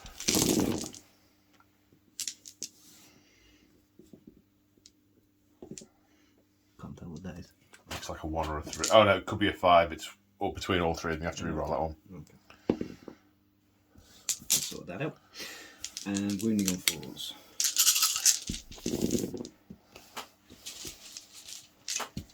Six. Saves of 4+. 2 die. Wow, they're destroyed. Okay, charge phase, and the Arrow Boys are spoiling for a rumble. They're going to charge. 6 inches. Ooh. Are there any targets they can get within 6 inches of? Yes. That takes them within half an inch? Yeah, it's exactly 6 inches. Superb. So, starting with the big boss. He has all out attacked. Okay, he's going to try and give the Knight of Shrouds a real headache. Yeah, so he is hitting on 2s, 6 attacks.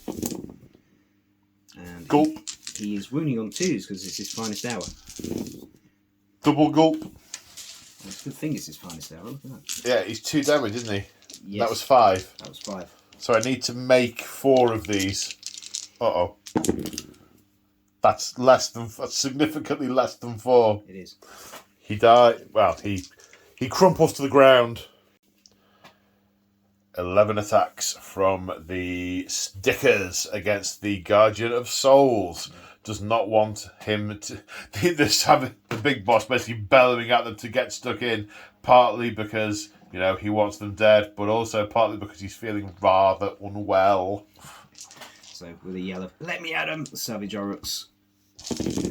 Hitting on... Ooh, 6s. Hitting on 4s, but... 2 6s, so they are hitting. That's 10 hits. Winning on 4s. That's not so good. No. 3. Saves of 4+. 2 go through, he takes 2 damage.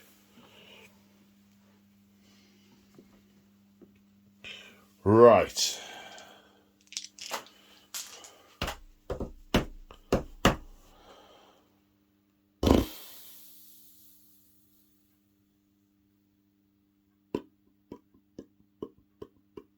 I don't know why I'm thinking it's really got to be the Revenants. Right, so the Revenants, 3 are able to go into the mob, and 5 into the Weird Knob. All out attack, so we're going to hit on 2s, except for this smelly boar, which will hit on 3s. And because of the Lantern of Nightmares, we will wound on 2s. However, the ones into the mob first. 2s and 2s. 5 ward saves, please, sir. Make 1. So 2 die.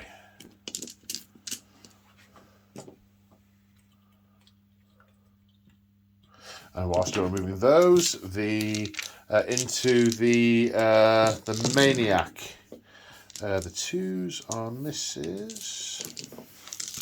Then wounding on 2s. That's 7 saves and or ward saves. Oh my. Wards. There's a -1 rend, aren't they? Yeah. That's not enough. It is not. He goes down.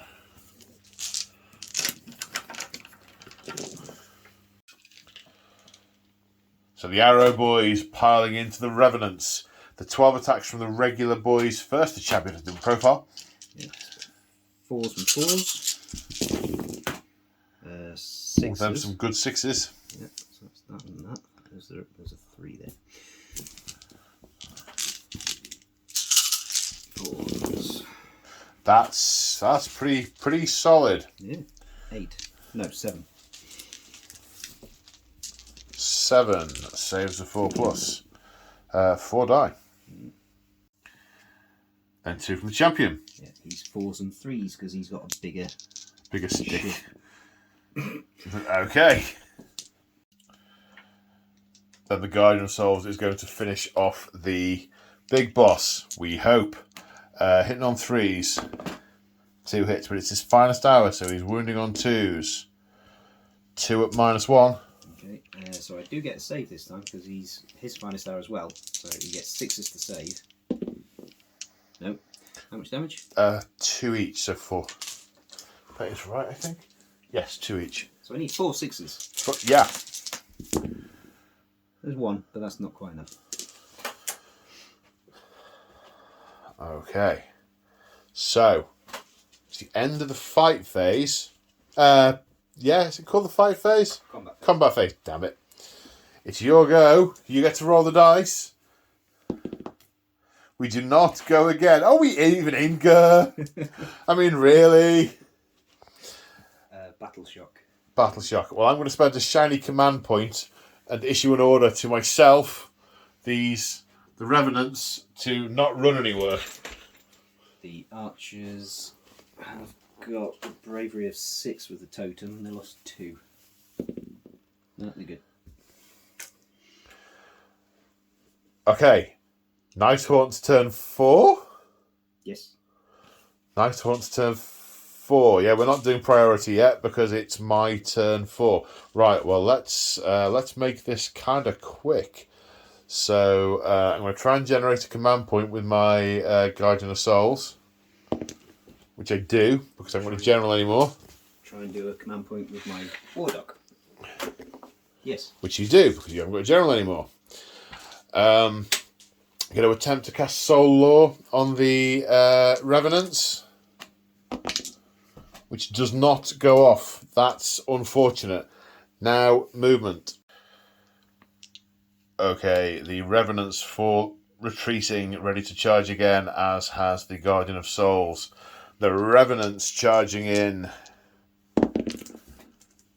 5 is enough and will shriek at the boys, making them -1 to hit. The Guardian of Souls. 5, I think, is enough. We'll check. Also shrieking. Doesn't stack. Try and decide if I want to shoot at you. But I'll be hitting you on 6s. Yeah. Yeah, I'm going to use I would. Command point. 2, 4, 6, 8, 10, 12, 14, 16, 18 shots. Well, I'm going to optimistically move them and then remove the casualties. And hell is being unleashed. 6s. That's 3. 3. That's... Well, you needed 4. Well, to wipe the unit you needed 4, but... 4s? 1. 4+. Yes, we're good. Okay, so you are at -1 to hit. We know that. Got 4 Revenants. No. 4 Revenants, that's 12 attacks. May as well all out attack.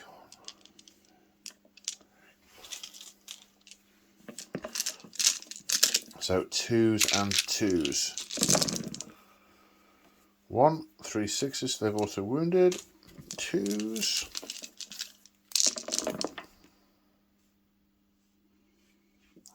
5. 11 at -1.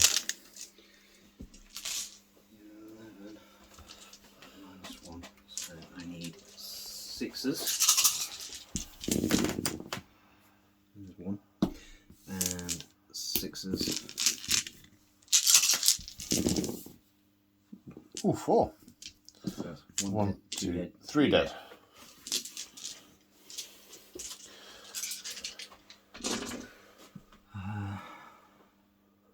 I'll keep the boss alive. 1, 2, match up. 3. Okay, are you going to have a go at the Guardian of Souls before he can attack you, or are you going to go in with the Arrow Boys? Yeah, we'll have a go at the Guardian Souls. Okay, so 5 attacks, is it? Yep. Got no command points, so 4s and 4s.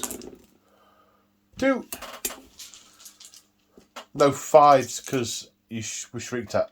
Oh. There was 1 4 there. Nope. Okay, the Guardian of Souls, 3 attacks hitting on 3s. 1, running on a 3. 1, -1. 6. 2 damage. 1. Banner Bearer's taken 1 wound. Okay. Right, archers. Maybe going to get you 3 in range. 2. That's a very handy little gizmo you've got there. Yeah. No, just 2, I think. But importantly, one of them is... It's the big shiv guy. Yeah, who actually missed last time. Well, he's due then. Yeah, 4s and 3s for the boss. 1. 4. No. 1 damage. And 4s and 4s. Whoa. Ooh, they're extra hits. They are. 3. 4s. 3. That's the unit. That's problematic from my perspective. Oh my god, you killed the unit. You killed 4 dudes with 2 attacks. That's very impressive. Right, it's the end of the fight phase. Ghur! No! Right, the priority for turn 5. Come on. Do these guys run away? Oh. No. No. Beat a 6. Oh, I can't because you'd go first anyway. Because I went first last time, so you would. All right. Okay. Right. Well. I will generate myself a command point. I've done my finest out. I'll generate myself a command point. No, I won't. So I've got 1 for the new battle round. I'm going to magic. I'm going to arcane bolt you.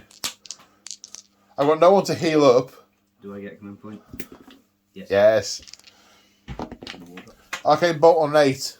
You need a 9 to cancel it out. Nope. No. Kill the banner bearer. And a 4 back. Then charge.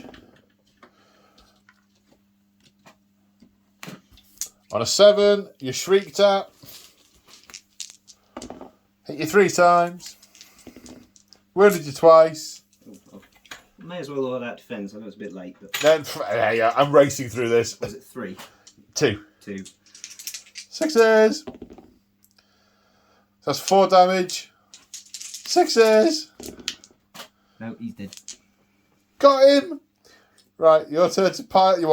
I've pulled myself within range of you. Come and stab me to death. Well, to more death. Speed AOS. Speed AOS. Oh, no, he's not part of the unit. So there's only 3, but one of them is the boss. So 3s and 4s from the all-out attack. 2s and 4s. 1. 4. No. He's on 3 damage. 3s and 4s. 2. Got to pass one of these. I passed both of them. So I've taken 3 damage. Right, do we fight again? It's Ghur. Yay! Yay! Right. I could kill 3 of you, in theory. No. 1. 3 up. No. Uh-oh. This is not working in my favour. Am I still allowed to attack? Yeah, I think so. Because it's still the end of the phase. This is Yeah. the phase. I've got No, it's not. Okay. 3s, It says we fight again, so... 4s, 1, 4. Yep. and then 3s. 3. Oh, 6 is an extra hit. Those arrow boys. 2. 2. I've got to pass at least one of them. Ooh. I passed one of them.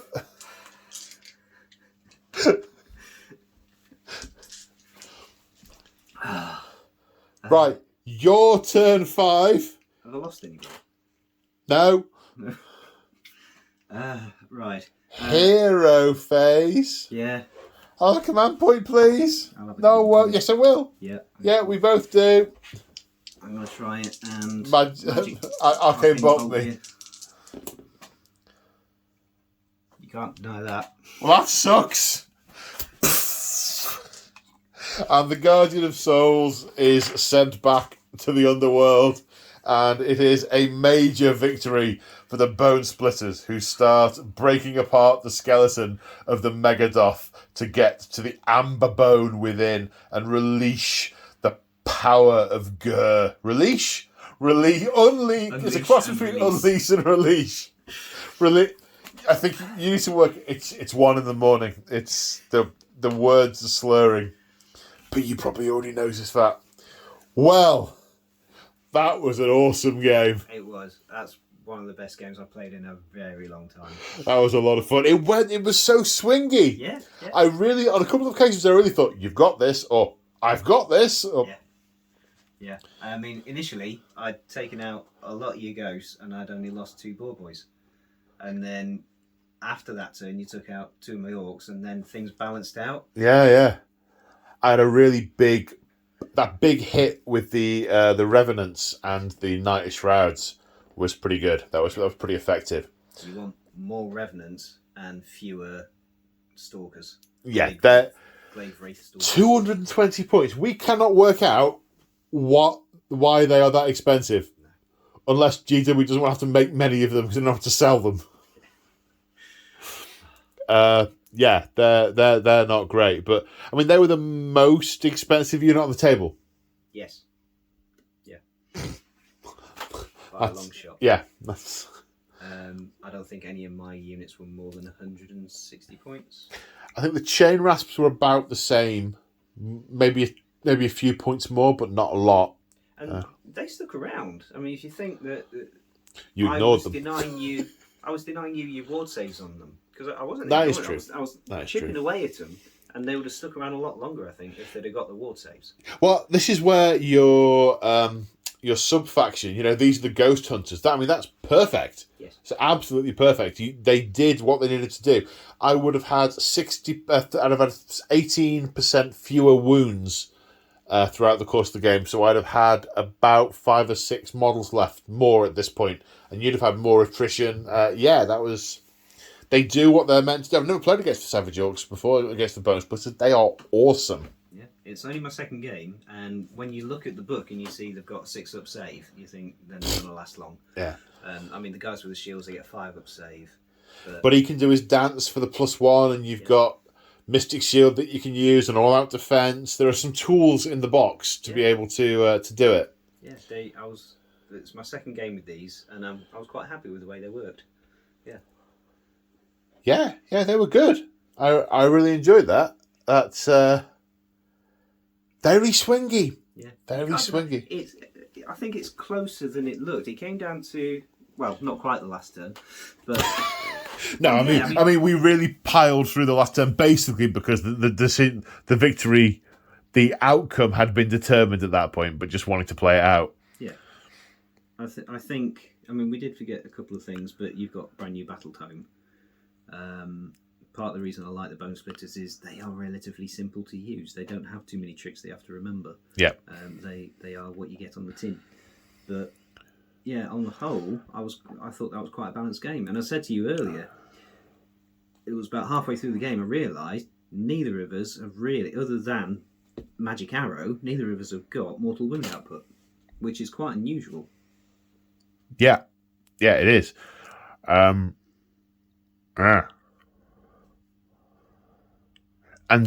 I think we both used our abilities at the right time. The relic that gave me all the +1 attack, that worked really effectively.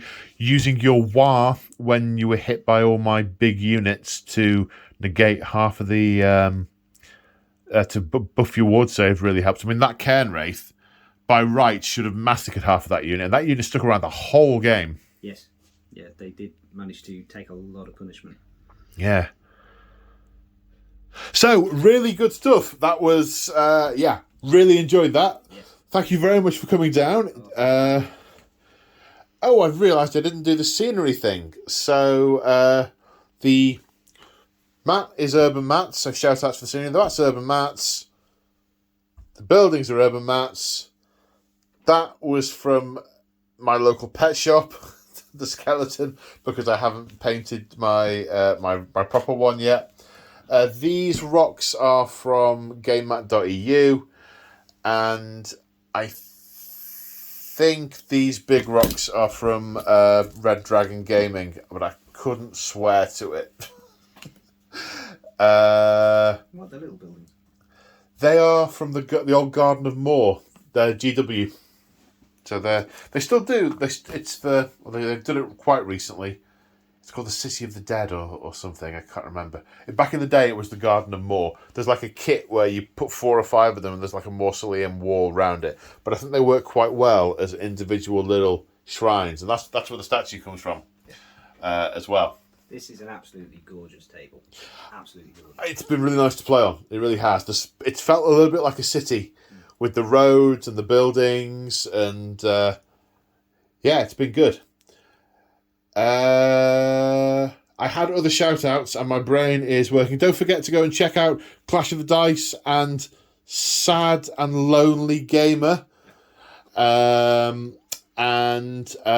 are doing something. So this is the first time we're seeing your BoneSplitterz, but we are going to be playing through the Thondia campaign in the Season of Warbook in the not too distant future, and that is a campaign that involves BoneSplitterz, Cruel Boys, Beasts of Chaos, Astral Templars, and Hammers of Sigmar. So that will be coming sometime. Well, we're hoping to film it towards the end of July. So hopefully it'll be sometime in August.